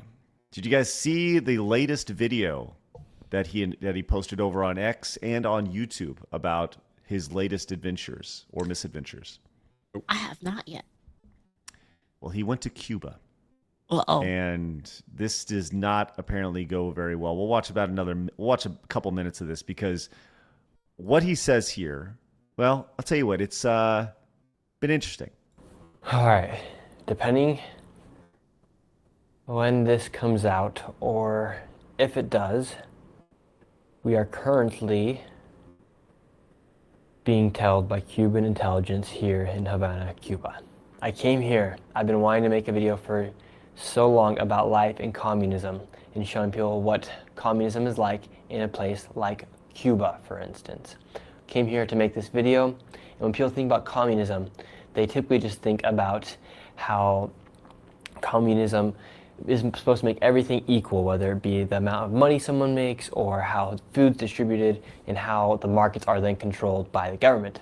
However, something that people do not think about, including myself, is how in communism, they do not have freedom of speech. They don't have freedom of press. And therefore, they want to make sure everything that is posted or out in the world about their country is filtered or censored. So here in Cuba, as soon as I arrived into Cuba, I did everything that you need to do to come into Cuba as far as the documentation that it takes to come into Cuba. Right now, there's a big problem taking place here in Cuba, the largest humanitarian crisis they've had in maybe 50 years. And there's no oil or gas due to the blockade after Trump and the United States took over and captured Maduro. So Venezuela is no longer supporting Cuba with any oil or gas, and that also affects everything that they have, essentially, between whether it be the food or from it being the lights and the power shortages here, or just the gas alone. Here in Cuba, you hardly see any cars driving around because nobody can afford gas. For 1 liter of gas, it's $10. Okay, so where am I getting? Where am I getting from here? So I go out at the airport. They seize all of my cameras. They seize both my GoPros, my Meta glasses. These are not my Meta glasses. All my microphones. However, the only thing they don't take is my iPhone camera. That's what I'm filming this on right now. They don't take my iPhone camera, and somehow they didn't get this microphone that was in the very, very bottom of my backpack. So, jeez. Yeah, so he goes to Cuba, sees all of his stuff, sees the means, if you will. And this was recorded a few days ago, so clearly he got out. But he later goes in to talk about how he feels like he's being trailed by different folks in Cuba. And the goal was to make it to the United States consulate, I guess is what it's called, right? Whatever it is. And then find a way out. So apparently they did it, and we don't know how yet. But he goes to Cuba, and this Leaf is a very stark contrast to what we saw not too long ago from another prominent Twitch streamer, Hassan Piker. Red fucking carpet, you know? Mm-hmm. Right. Now, Hassan over here has quote tweeted this, and he says, "I obviously don't believe this even a little bit, but it's ominous that this medically stupid dickhead is going to Cuba to manufacture propaganda for what I assume will be additional U.S. intervention over here." Right. So I will say this. Nick Shirley is a young kid still, right? He's in his early 20s over here. And when you talk about like the idea of what a journalist is, right? I've said this all. You do not need a degree to be a journalist. All it takes to be a journalist is to ask questions. But when it comes to Cuba, like it's this place that I've always heard about, and the stereotypes of the classic 1950s cars, right? The communist side of it, Fidel Castro, all these things that you hear about. But honestly, I don't really know anything about Cuba. So whenever there's word that gets out about Cuba or a situation like this, obviously the government there wants it to be very, very tailored to fit that narrative, and anything that doesn't fit that narrative can be seen as dangerous to them. I don't know. Are you guys buying this? What Nick Shirley's saying? And I mean, all I gotta say is, right, look at America, right? Whoever the fuck wants can come to America and film anything that they want. They can film whatever, right? All of these communist countries, you can't do that. I wonder why that is. If it's such a fucking paradise in these places, then why is that the case? Phoenix, have you been? I don't know, I would just love to hear your thoughts on this situation with Nick Shirley. I just love Hassan. I love that he is just so good at being the villain constantly. No, I think I don't think Nick is lying at all. But if you ever wanted to find an easy way of seeing if he's true, it's just, I don't know, easy to just start searching for any kind of journalism that went on in Cuba to see if there was anything negative, and see if you can find anything. I don't know, but Nick is someone that I don't think wants to have an easy gotcha moment where someone can immediately discredit him, because then everything he worked on goes down the drain. If it can be proven that none of this was actually real, his career ends immediately, and that It's too early in his career for that. So I tend to believe that. Also, he did some decent acting if it was acting then, because he seemed relatively nervous. And I've never seen him as an actor. So I know I tend to believe him, and it makes sense with Cuba. So, well, keep in mind, Hassan Piker was in Cuba, and he was over here talking about how people in Cuba are excited to not have electricity. It's incredible. It's truly one of my favorite places officially. I totally understand why Will was saying that about Cuba. It's remarkable. The people's resilience is remarkable. There's like rolling blackouts that take place throughout the day, every day, all around the country, right? 11 million people. But today is a beautiful day out here. It's like 75 degrees, sunny. People are partying. What's wrong with this guy? People are partying in the fucking streets. I don't know if it's like an island mindset. I don't know if that has something to do with it. I'm sure that has something to do with it, but like, they're just chilling. Copium is insane. Oh yeah. Yeah. Like this is like ridiculous. So I have a question about Hassan. I can't really find an answer. Does he have dual citizenship with like Turkey? Because I'm not finding that, and I'm just wondering if he does, then perhaps that's how he was able to get to Cuba and be treated with the red carpet system and everything, right? Because as an American, don't they automatically just kind of trail you, or don't you have difficulty getting into Cuba in the first place as an American? So they probably know about him. Like yeah, so either that or he's got Turkish citizenship and used that passport to enter. I wouldn't be surprised if they contacted him and said, make a piece for us, basically. Come on over. Yeah, I wouldn't be surprised if when he said he was going to go there, they're just like, you're going to do this, this, and this. Here's some money for this. That would not shock me in the least with his son. Well, I mean, I was definitely, look, we've talked about this before. There are companies that there are countries that allocate budget to bring in influencers to showcase their country, right?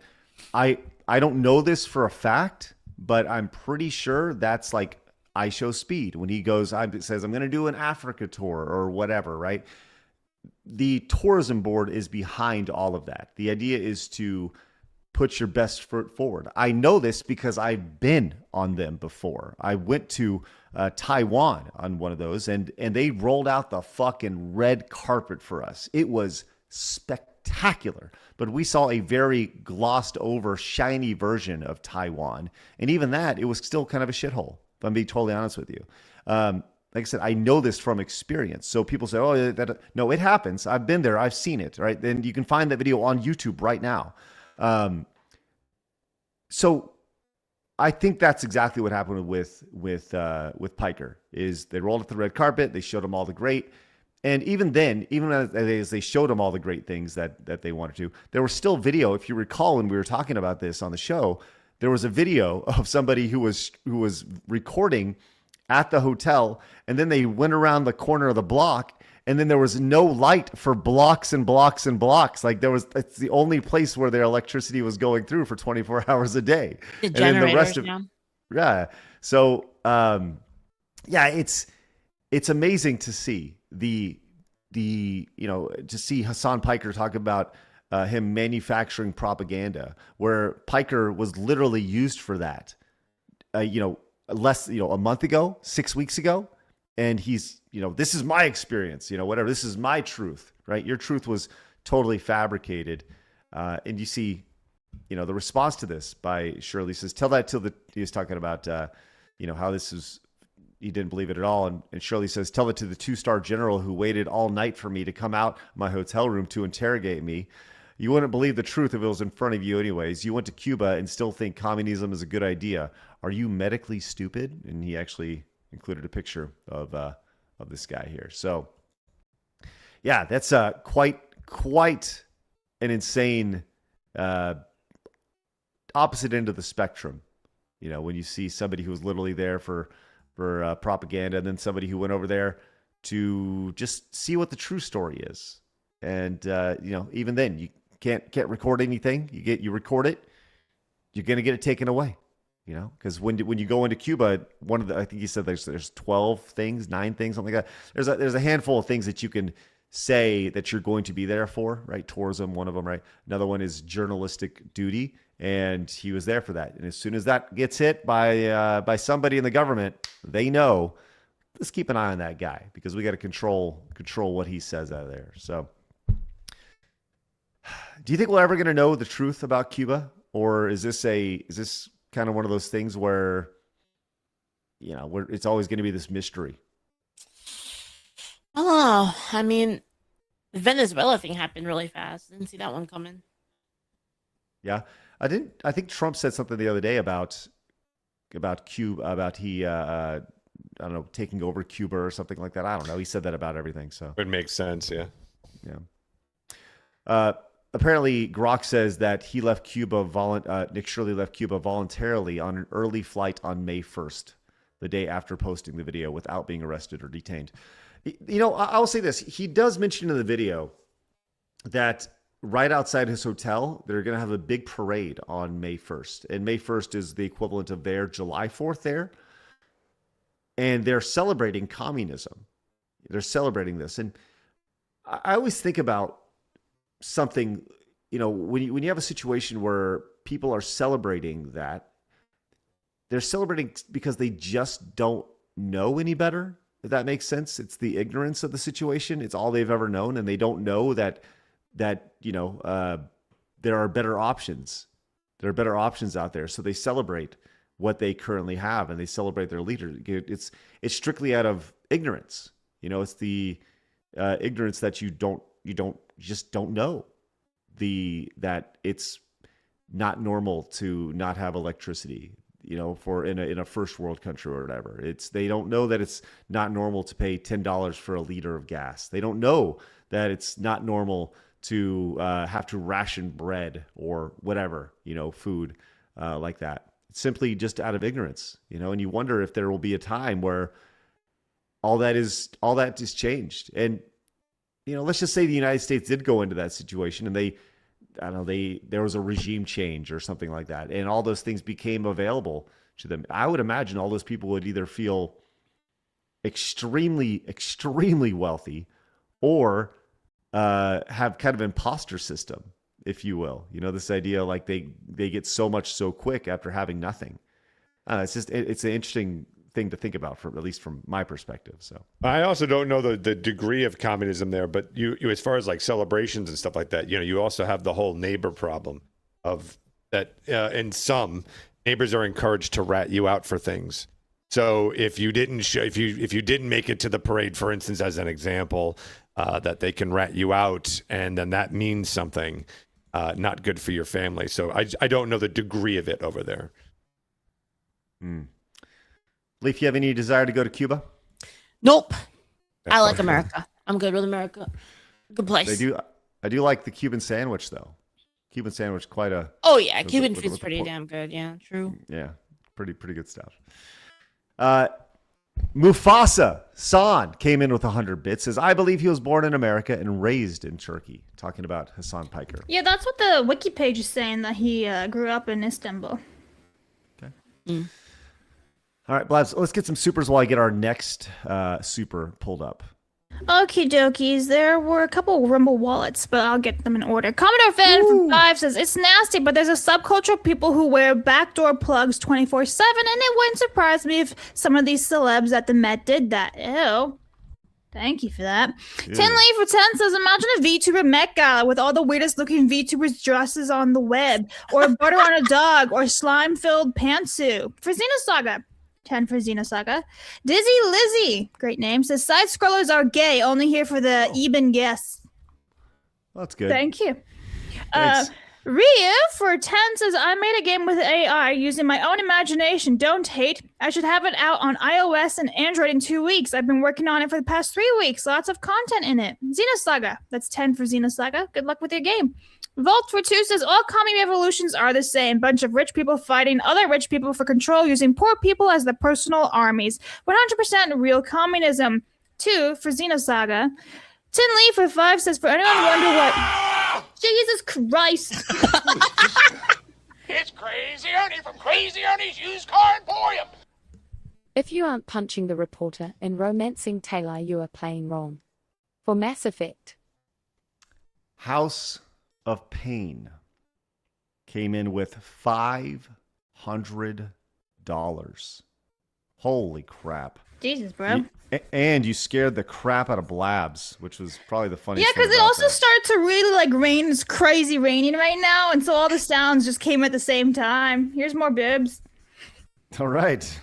House of Pain, thank you very much for that outstanding support. I'm going to put you on the wall while Blabs continues to read. That All right, is and then another incredibly 100. wow. There we go. Now we're at 500 for the boobs. Tin Lee for 5 says, for anyone wonder why Nick Shirley went to Cuba, remember where Nick went? The U.S. government followed Minnesota, then California. Cuba next. Xenosaga, that's 5 for Xenosaga. Powerkeg Greg, or Geg, says 5 for Mortal Kombat, specifically for the underrated gem MK Shaolin monks with the rare scorpion lines. Get the fuck over here and get over here, bitch! How'd I do? I think I did pretty well. That was great. Primark for 10 says, no offense to Nick Shirley, but if he wants to get an idea of what life under communism was like, he could have just gone to Miami and asked any of the survivors living there. Fair. Orin Oak 7 with a Rumble wallet for $10. No message. Thank you for the Rumble wallet. Adam for 5 says, so he didn't get the Hassan treatment. I'm shocked. Well, not that shocked. And Hassan's poor, not understanding the real world. He's stupid, Hassan. Thank you. The Quiet Man says, from Mass Effect, Rex Shepard nods. Rex nods. Phoenix, who was your Mass Effect dream team? Garrus, Rex, Tally, or Garrus, Zaid? Grunt for me. What words did I just read? But that was 5 for Mass Effect. Tally, Garrick, yeah. That's 5. Dead Pixel for $10 with Rumble Wallet. He says, I can't wait for The Rock to share his experience when he tries the In-N-Out for the first time later for Mortal Kombat. So that's 10 times 60. It's 6, so 60 for Mortal Kombat. Math is hard. Potato 60. Radio. Yeah, 60 for Mortal Kombat. Potato Radio for 5 says, they gave Hassan perks access when he went to West Taiwan. Yeti for 10 says, hearing what Nick Shirley said, there brought back memories of the first mission of COD Black Ops. Let's hope the only comparison I'll ever make between that game and real life. Adam for 5 says, if you have a Canadian passport, you can go anywhere. Even if there's a blockade against the U.S., the Canadian passport isn't blocked by any countries. except for their own government. Commenter Fan for 5 says, if you want to see a country that uses paid social media influencers, look no further than China. You could watch years worth of it all. Thank you. Reese for 2 says, communism as a whole is a celebration of ignorance. And Mamlin for 10 says, we have the truth about Cuba. We've seen it time and time again. People aren't building makeshift rafts or makeshift hot air balloons to escape capitalism. It's always to escape communism. We're caught up for now. All right, excellent. Guys, I just want to stop down real quick one more time. House of Pain, thank you so much for that Thank you so much. support. $500. That's incredibly generous. Thank you for that wonderful support. All right. Hey, we were gifted something today, which I wanted to show you guys. Throughout the show, we have various frolics and such. We've had all sorts of frolicking. We have Ember frolicking over here. We have a Leaflit frolic. Leaf, did you make this one? I did, yeah. Yeah. I can make more if you guys need. There's never a frolic of me. That's kind of sad, man. Do you want me to make a good one for you? Yeah, thanks. Sure.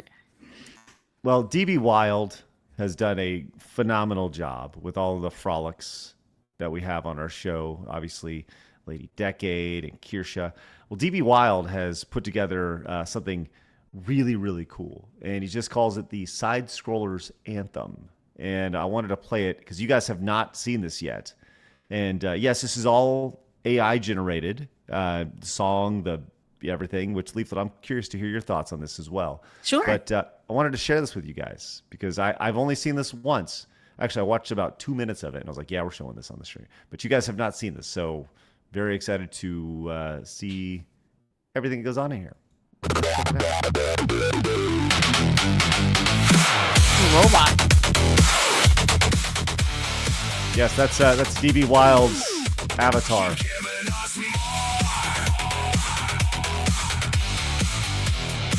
That's pretty cool.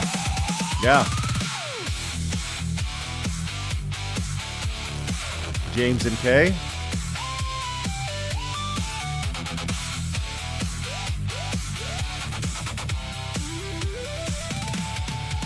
It's so crazy an individual can do this now. Yeah. I like my overalls. Your overalls are nice. You approve it? Yeah. That's good.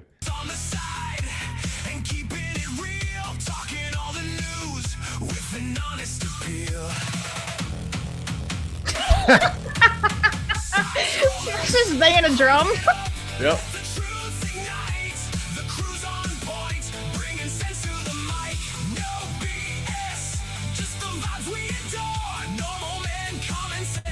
Let's go. Normal man with Cindy's boobs.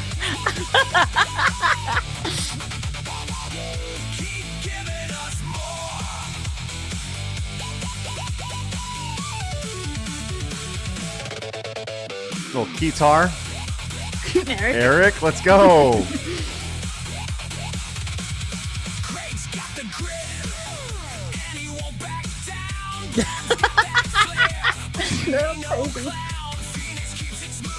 Look at Phoenix. Rush hour.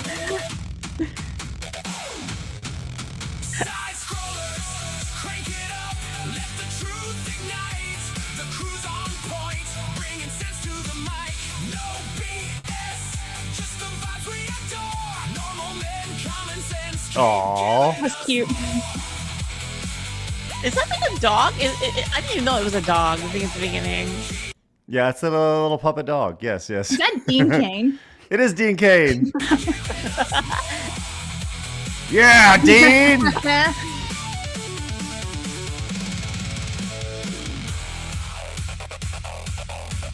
Tectone and Jake. Let's go. Juju. Arch Vara. Not sure what was on the right. There's Meg. I love all the everybody in it. This is great. Lunduke, Marble, and oh, you got Tiny too. Yeah. Mitsu's taking a nap. All of the jiggles.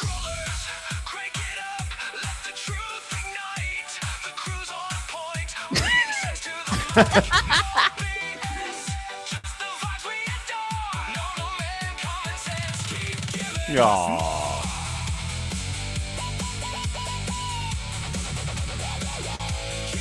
Also, the timing is pretty good there with the turntable. Yeah, pretty cool.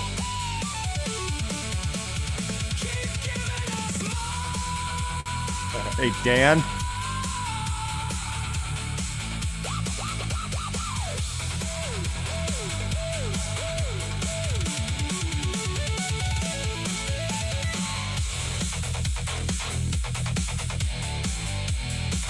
Pretty cool, huh? Yeah. That was really good. That was Thank you, really DB good. Wild. Thank Nice you very job. much. Yeah, that was awesome. That must Like- have taken forever. Yeah. Yeah. Oh, yeah, that would have taken forever. I know.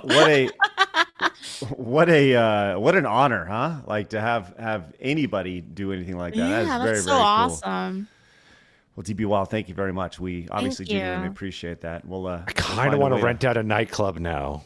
And know. Try and get everyone there. Make it real. Yeah. do an IRL version of that. Yeah. Sounds great.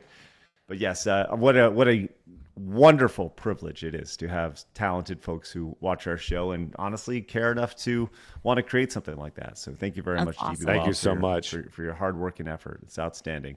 And we'll, eventually we'll.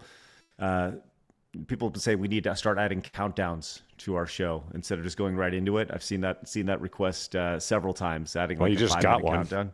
Yeah, I know. There it is. Like throw on a counter, and I'll just claim I made it all. That's I'll right. just take credit. Oh, thank you. That's outstanding. Well, thank you very much, DB Wild. Appreciate that. Make sure you That guys was go find awesome. him. That was awesome. Find him. Yeah, find him over on X. I just put his links down in the description below, guys. His X and his Rumble.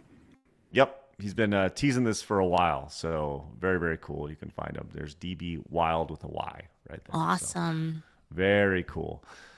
Leaf, I love you AI. Also, yeah, I know you love AI. You also have created some wonderful videos. And Yeah, thank you. we've talked about, we've actually reacted to a couple of them on the show. One while you're here, one while you're not. I saw.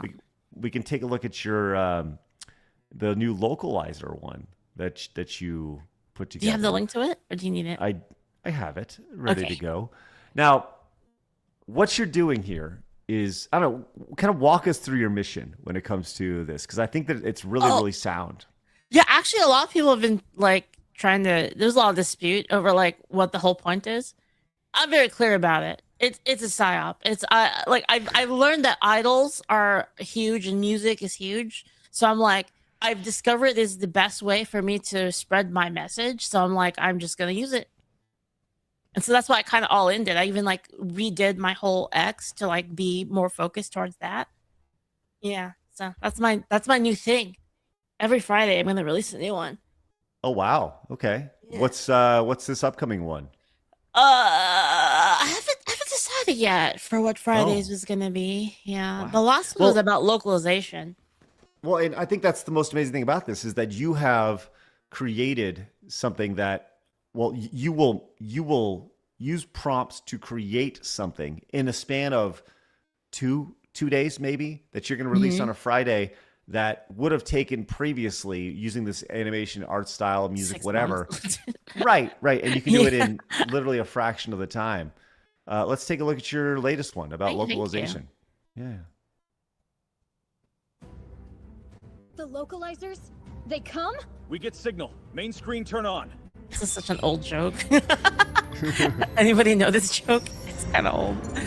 No, what is this from? It's like all your base are belong to us, but it. You Oh, know sure. what you're doing. Take off every zig! All your base are belong to us. Make your time.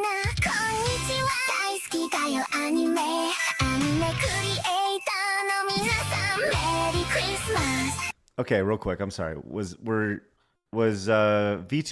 Leaflit over here in front of KFC? Is this what this is Yeah. supposed So to be? basically, the joke there is that the localizations they changed it to Happy Holidays, and then so like you'll have a character in Japanese say Merry Christmas, and then it's subtitled as Happy Holidays, even though they're literally saying Merry Christmas in English. Oh, boy. All right.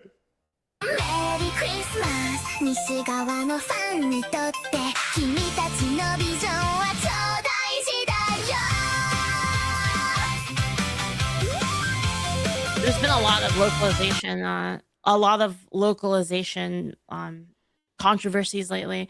Like, did you see the one where there was a game where they translated the word yamete, which is like yamete just means stop, like stop it, and they translated it to end fascism.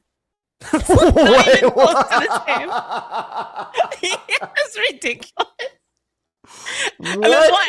Yeah, so when I heard that, I was like, I gotta make this song. These fuckers.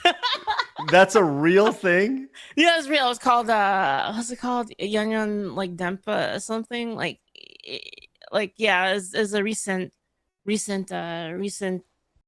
translation that happened. It was a huge controversy actually. It was in gaming. It was a Steam game, actually. That's hilarious. That's unbelievable. I mean, honestly, unbelievable. We've talked about localizers quite a bit. Let's continue.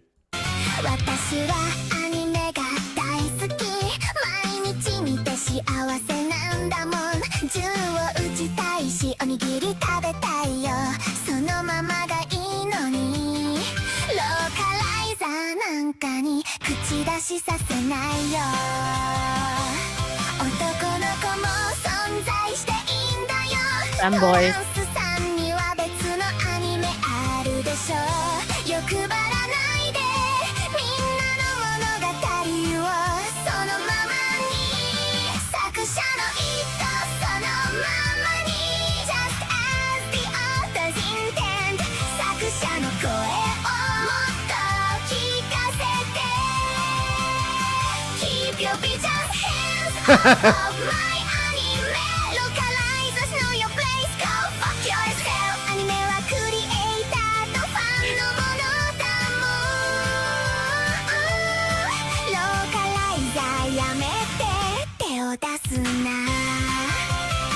Your choruses, they have a very straight to the point side of it, and I really that is something that I think you've cornered the market on fluffiness all the way until you slice their throat. I like the whiplash. Yeah, it's pretty outstanding. It's like everything is great. By the way, you're gonna fucking die. You know? By the way, fuck yourself. It's very jarring. Brutal. It's brutal what these localizers have been doing. Like the rice ball part was about like eating onigiri was about because they always change it to jelly donuts. It was like a famous one from Pokemon, actually. Yeah, they changed rice ball to jelly donut. Well, naturally, that seems like a pretty natural natural change, right? Let's continue.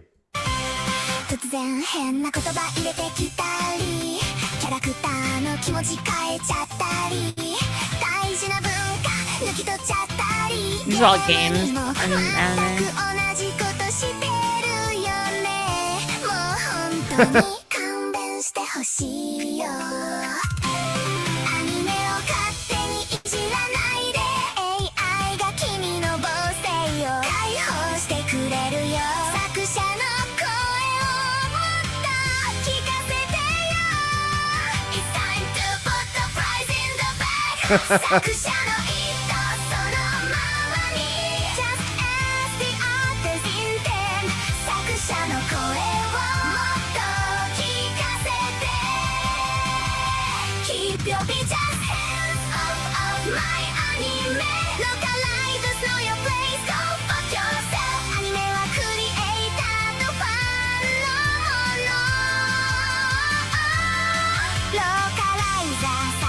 Oh.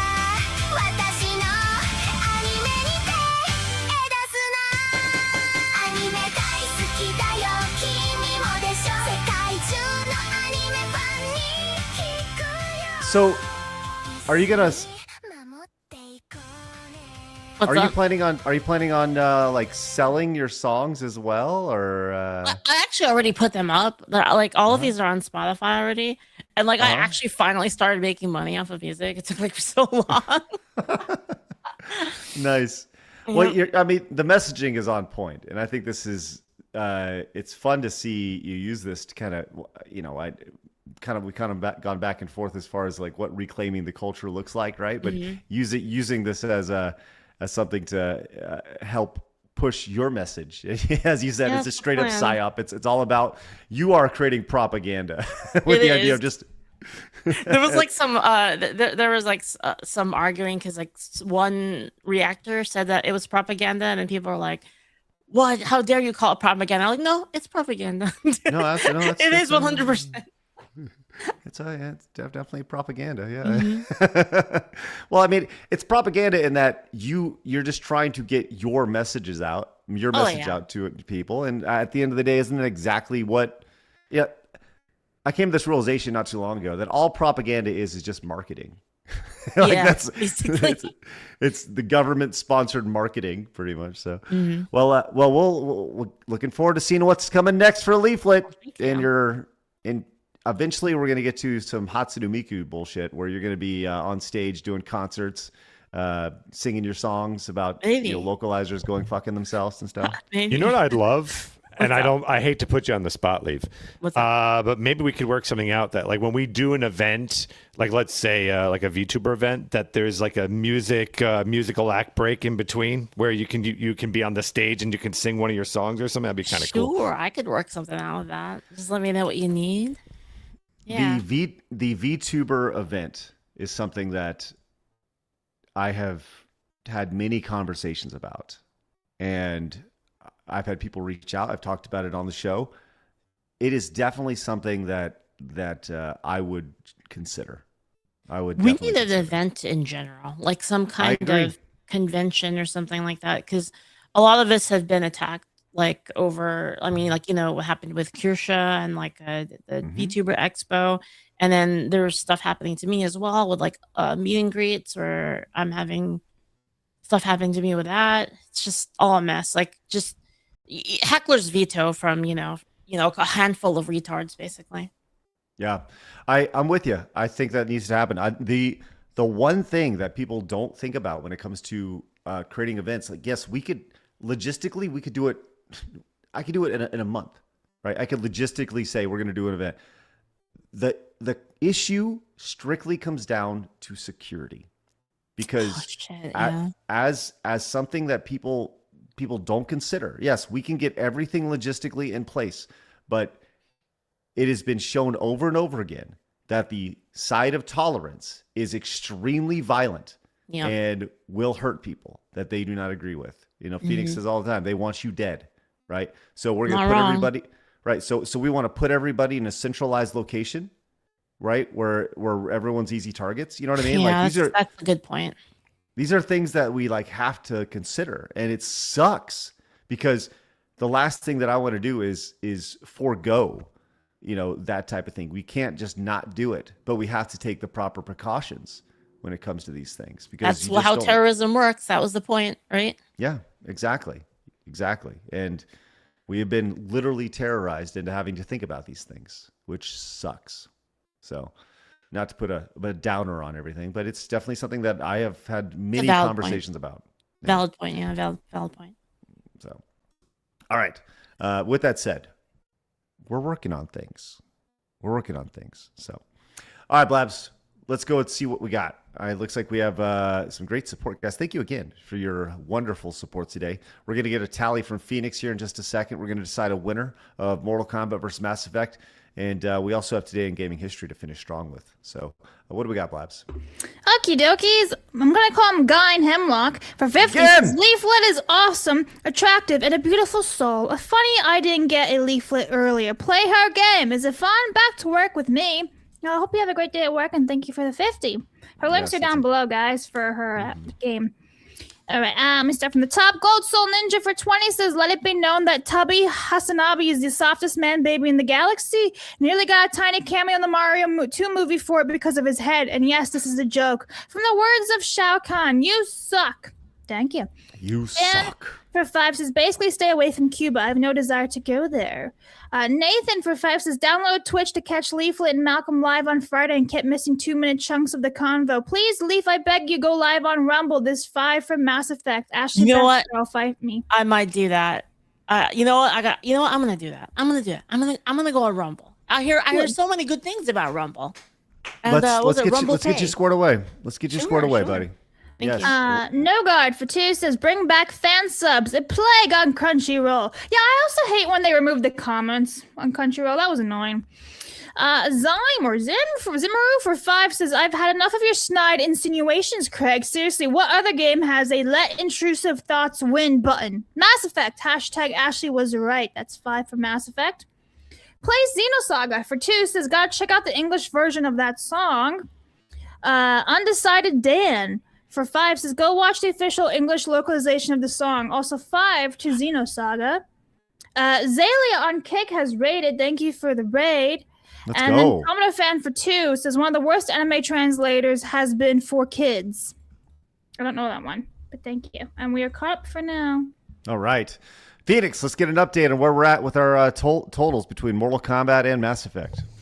All right, here we go. This is not how I saw the day going, but I'm very happy. $1,010 for Mass Effect.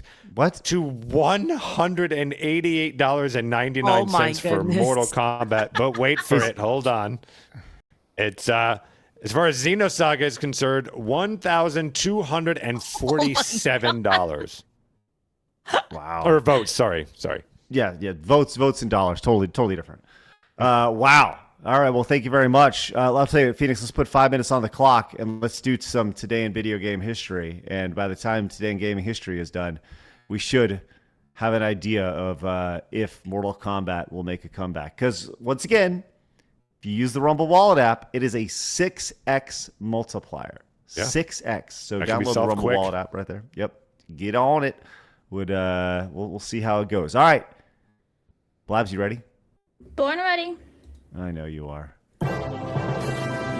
Today in gaming history with Blabs. Olive Garden can suck my tits.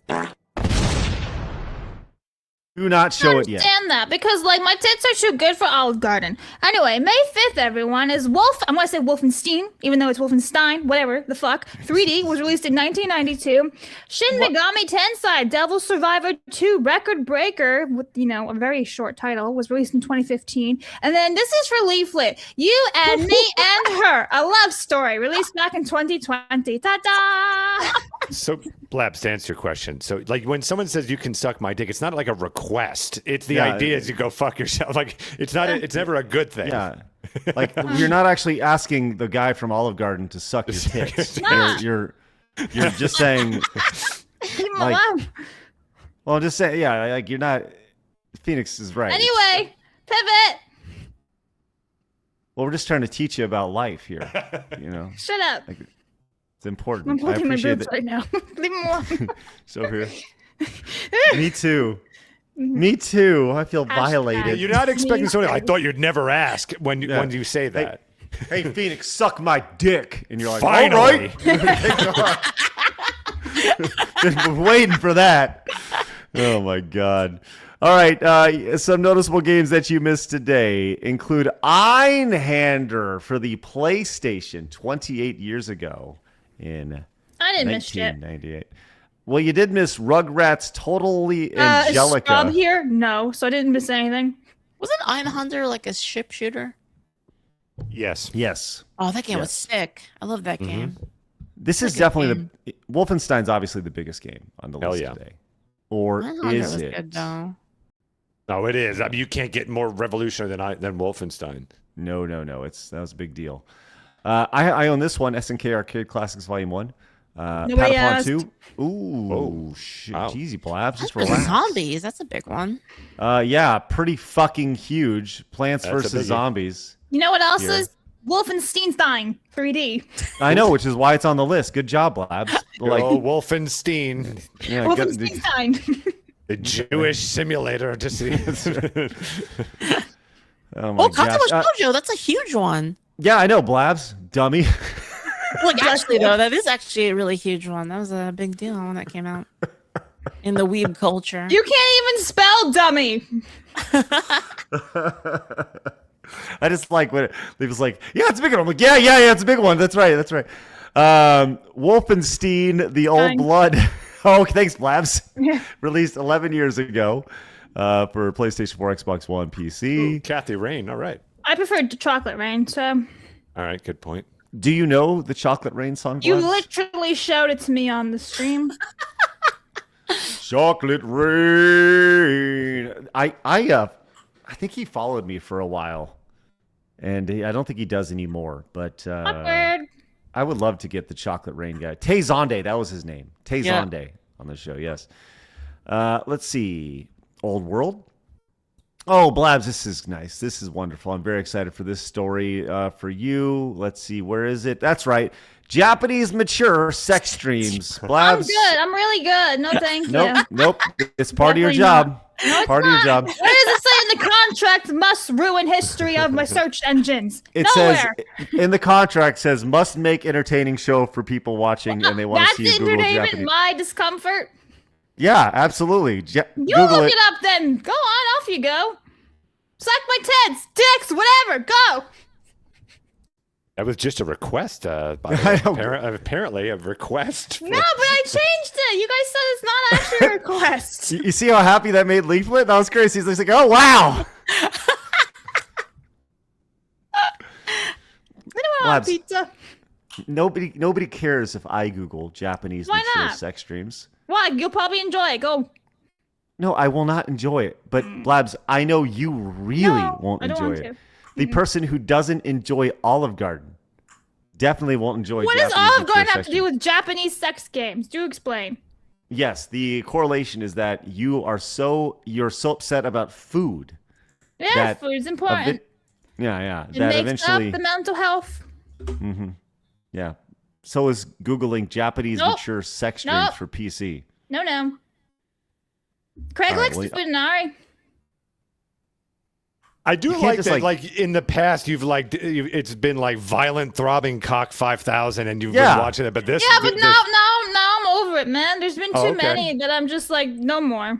Yes, but Japanese mature sex streams is going to ruin your search history. That's it. Yeah, one too many now. That's it. Yes. Okay. That's a tame one, man. Just 7 days ago. Speaking from Leaflit's experience. Which one? Well, I mean, just 7 days ago, the World War II and Space one came out where you can fuck every dictator. See, this is the important stuff that Leaflit brings to the show, and I appreciate that. About every time you come on, you bring us. I know, and that's what we love about you. It's truly wonderful. Leaflit, we've talked about doing this with Kirsha, but maybe we do this with you over on Plus, where we just have you stream. We'll have you on Plus, and you can stream those games on Plus on platforms that generally you can't do that on YouTube or Twitch. So it would be really fun. With the World War II in space that has the all the dictators are girls. You can fuck the hell out of them if you want. That's true. I'm just saying. The only one that isn't a girl is America. America's a man because you can't fuck America. That's right. There you go. Excellent. All right. We have some supers. Then we're going to get our final tally results today. Are you asking From me? Blabs. Okay. Yes. you have the time. You start reading them. I know. But today you just decided no. Is it because you? Well, yeah, because actually yesterday you decided that you were going to read them for me. Of course, forever because you weren't helping Phoenix out. He needs to know the number at the end for the showdown, and you were just constantly skipping it. So to be more efficient, which is why you're going to do it. Right, Marmalade for 10. Boop. Marmalade for 10 says yes. Leaf coming to Rumble more. Xenosaga. That's 10 for Xenosaga. Tenarian for 10 says Leaflet needs to do those hologram concerts like Hatsune Miku. Hatsune Miku, right? Miku, yeah. Or the Splatoon Girls. $10 for Xenosaga. That's 10 for Xenosaga. Droxus for 10 says, all right, Blabs, I'll give you your flowers this time. Thank you for showing Shin Megami Tensei or any heavily Japanese game some love for once. I'm sure Kay's happy somewhere. She's frolicking in the field in Vancouver as we speak. Pokelda for 1 says, I know how to spell dummy. BLABS. Sorry, couldn't help it. Anyway, 5 Ilver? 42 for 5 on Kick says, I had no clue the OJ Nazi killer game and Totino's pizza rolls were both released on the same day. Totino's? I think that's how you pronounced it. Anyway, thank you. And now we're caught up. Bye, Craig. Anyway, wait, Commodore fan just came in for 2. Says, Blabs, just keep a separate browser profile for side scrolls. I don't want to look at dicks on my computer. I've had enough, man. Thank you. 21423. Time code that. If you guys would please time code that, send me that clip so I can add it to the intro. Would greatly appreciate that. You can't put dicks in the first few seconds of the stream. You got a 7-second limit. 23. Excellent. Thank you very much. Wonderful clip right there. Whatever, man. Also, Mustafa came in with 200 bits. Says, look into Blackline Security. It's the firm officer Tatum owns. They cover Nick Shirley. Okay, yeah. But once again, it's just like it's those additional costs that you have to incur to produce an event. Period. You know. So those are things that makes the events exponentially worse and more expensive. All right. We have a final tally here. What are you giggling at, Blabs? Freaking Amish Top Gun on Rumble made me laugh. It's fine. You have to be in the Rumble chat. I do enjoy. We're not going to share that. We're just going to laugh like that. I know. We're just going to. I know. It's like, hey, this is really funny. Well, I thought I was muted, otherwise I wouldn't have laughed so much, because I didn't realize you guys could hear me. I just want to let you guys know I had a really funny joke that I just definitely don't want to tell you about. Listen, you got to be there in the Rumble chat. Go to Rumble, then you can be part of the joke. All right, Phoenix, what do we got? Here's these final results that I will not be sharing with you, Craig. Here we go. Okay, thank you. $1,010 for Mass Effect, $188.99. But here it is.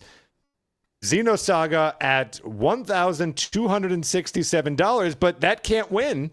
So the winner is, in fact, Mass Effect. Yes, moving on into the final 4 of our greatest video game franchise ever tournament is Mass Effect. Accepting on behalf of Mass Effect is everyone's favorite Mass Effect fan, Phoenix. Yeah. Yeah, guys, we did it. Thank you so much to everyone out there who understood what a true cinematic trilogy should look like as a video game. This game had everything. It had RPG elements, it had action elements, but it had great writing. Now, obviously, Andromeda was a big fat bag of AIDS, but the original trilogy was pure perfection. You couldn't get better characters. Granted, now Mortal Kombat was a fantastic series, but when you're talking about that thin line between film and video games, man, Mass Effect achieved what no other series ever could do. So this is to Mass Effect. Thank you to everyone who voted the right way. Thank you. And for those of you who didn't vote the right way, thank you as well. Dishonor on your cow. Just die a horrible death. Real fast, anti-derivative Jill rated on Rumble. And Tenarian 5 says, don't call Blabs a dummy. She's a regular Einstein. 5 for Xenosaga. Thanks, That's Tenarian. right. Hey, Jill, thank you very much for that raid. We love raids. As a matter of fact, Blabs was asked about why we aren't raiding channels, and I was like, well, that's Blabs' job. It's because I can't keep up with everything, Craig, when you keep giving me more tasks behind the scenes. Thank you for trying to chirp me live. Blabs, why don't you go raid somebody real quick? I am working on it. Thank you. There we go. All right, we're going to raid somebody. And, I got this idea for rating over on YouTube as well, which I'll throw you guys' way here in a little bit. But with that said, we have a lot going on. We're glad you're with us today. Thank you guys very much. Do us a favor, hit the thumbs up button as we wrap up today. It really helps discoverability of the show. It helps new people find it, which is always the goal here. We have some new videos going up every single day, at least 2. One shortly after the video, one shortly after the stream, and then another one in the evening, and several shorts happening throughout the day, whether on various social media.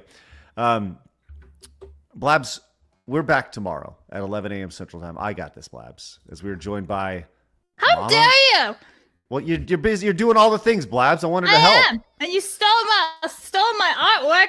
Anyway, tomorrow we're being joined by Mama Akko. Blabs, you want to complain about going on?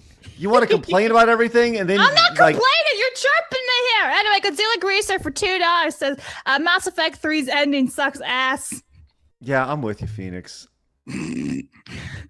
Hey, Leaflit. All right, Hi, how's Master it going? for $4.99 says Craig arguing with Blabs is the best thing, and Phoenix is just the child getting all the toys. Leaflit is just outside watching with their popcorn. Okay, we're caught up again, and I do have a raid ready to go whenever you're ready. So, in your face. See, I don't need you, Craig. I got this, bro. Hey, man, what's up? How are you doing? I'm good. What is the best pasta sauce? Pesto or tomato sauce, whichever. I made pesto yesterday. It was really good. Do you want the recipe? Sure. Olive oil, Parmigiano Reggiano, walnuts, garlic clove. Walnuts? I thought you were supposed to put pine nuts. Is it walnuts? You can use walnuts. It's an alternative. Really? Mm-hmm. You like really from just crush them Costco? up. Huh? You like the pesto from Costco? I heard it's You've pretty never good. really had it unless you count the sandwiches. Like that How you about can get. porcinis? Do you like porcinis? Porcini mushroom? Oh my god, it's my favorite. I found some the other day, but it was full of bugs. Oh. I was very Yeah. sad. Yeah. Porcini Yeah, mushrooms are like very my sad. favorite, dude. Yeah. I like the shrimps. Me too. I wish we had more here.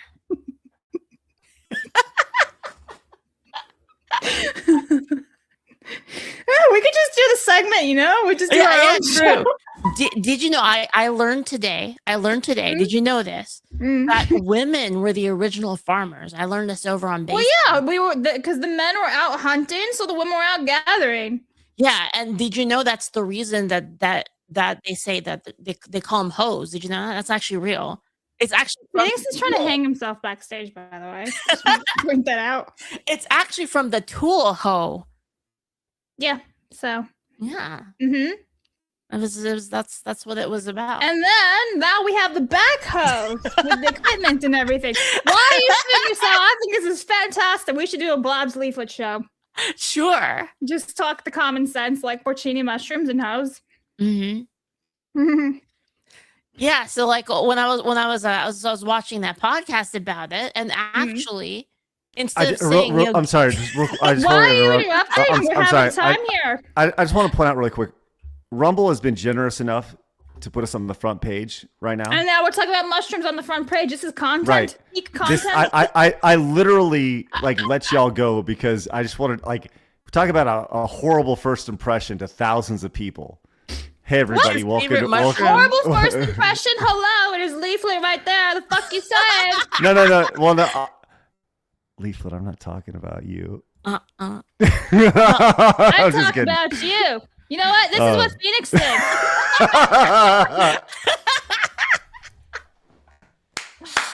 Oh my God. Hey. That says go away, Craig. I agree. Oh. Yeah, fuck off. You're right there, Phoenix. Got a little crick in your neck. He's a little stressed. I'm still here. Hi. All right. So, pesto, eh? All right. Yeah. Yep. What's your favorite mushroom, Phoenix? He's like a dead con. Where to begin? I'm not a big mushroom person. Yeah, I'm not a fun guy. Hold on, wait for it. Wait for it. It's always funny when it comes later. There it is. You're welcome. I love this so much. Are you uncomfortable right now? And that's what makes it great. Yes. Okay. Yeah. Anyway. So They're comfortable. What do you mean? Ironically, I set up a raid to go and raid Asmongold because I thought it'd be funny. So. he won't even notice. He won't even notice. He's got 550 people watching on Rumble. He might just notice when we have 3,000 people on Rumble. That's great. I love you guys. Thank you very much for being here. And if you're new, make sure you subscribe or follow us. It's we got a lot of good things going on over here at on Rumble. If you guys haven't yet, we're making waves, which is wonderful. By the way, our viewers are authentic, which is just great. I love just a little hello to everybody over there on Rumble. Blabs, you did so good today. What's wrong? I can't even compliment her. No, I'm on edge. Why are you so angry? Because it's you. What do you want? Like you're so mad at all times. I don't understand. You're so angry. I want a sandwich. What kind of sandwich? Yeah, Blabs, what kind of sandwich? Bacon sandwich would be really Tell good. us more. Bacon sandwich. I got some peppered bacon in my fridge. Bacon, BLT. No, just a bit. I don't like tomatoes. Oh. Wait, only in sauce? Oh yeah, I like tomato sauce and I like ketchup. I hate fresh tomatoes. Yeah, they have a weird texture and a little grainy. So anyway, super chat over on YouTube. Bull says Commander Shepard says "well bang." Okay, what? I don't know what that means. Just trying to wrap this around. Is that? I don't think that's thick enough. No, I'll find a way. Life finds a way. All right. Hey, Bye. thanks for guys. Thanks for tuning in. We'll be back tomorrow, 11 a.m. Central Time, when we're joined by Mama Oko. Yes, Rocco, all I'm trying to do. Yes. All right, lots of good things happening on the show. Glad you're with us. Don't forget, we have Video Armageddon. You can watch for free over on Side Scrollers Plus.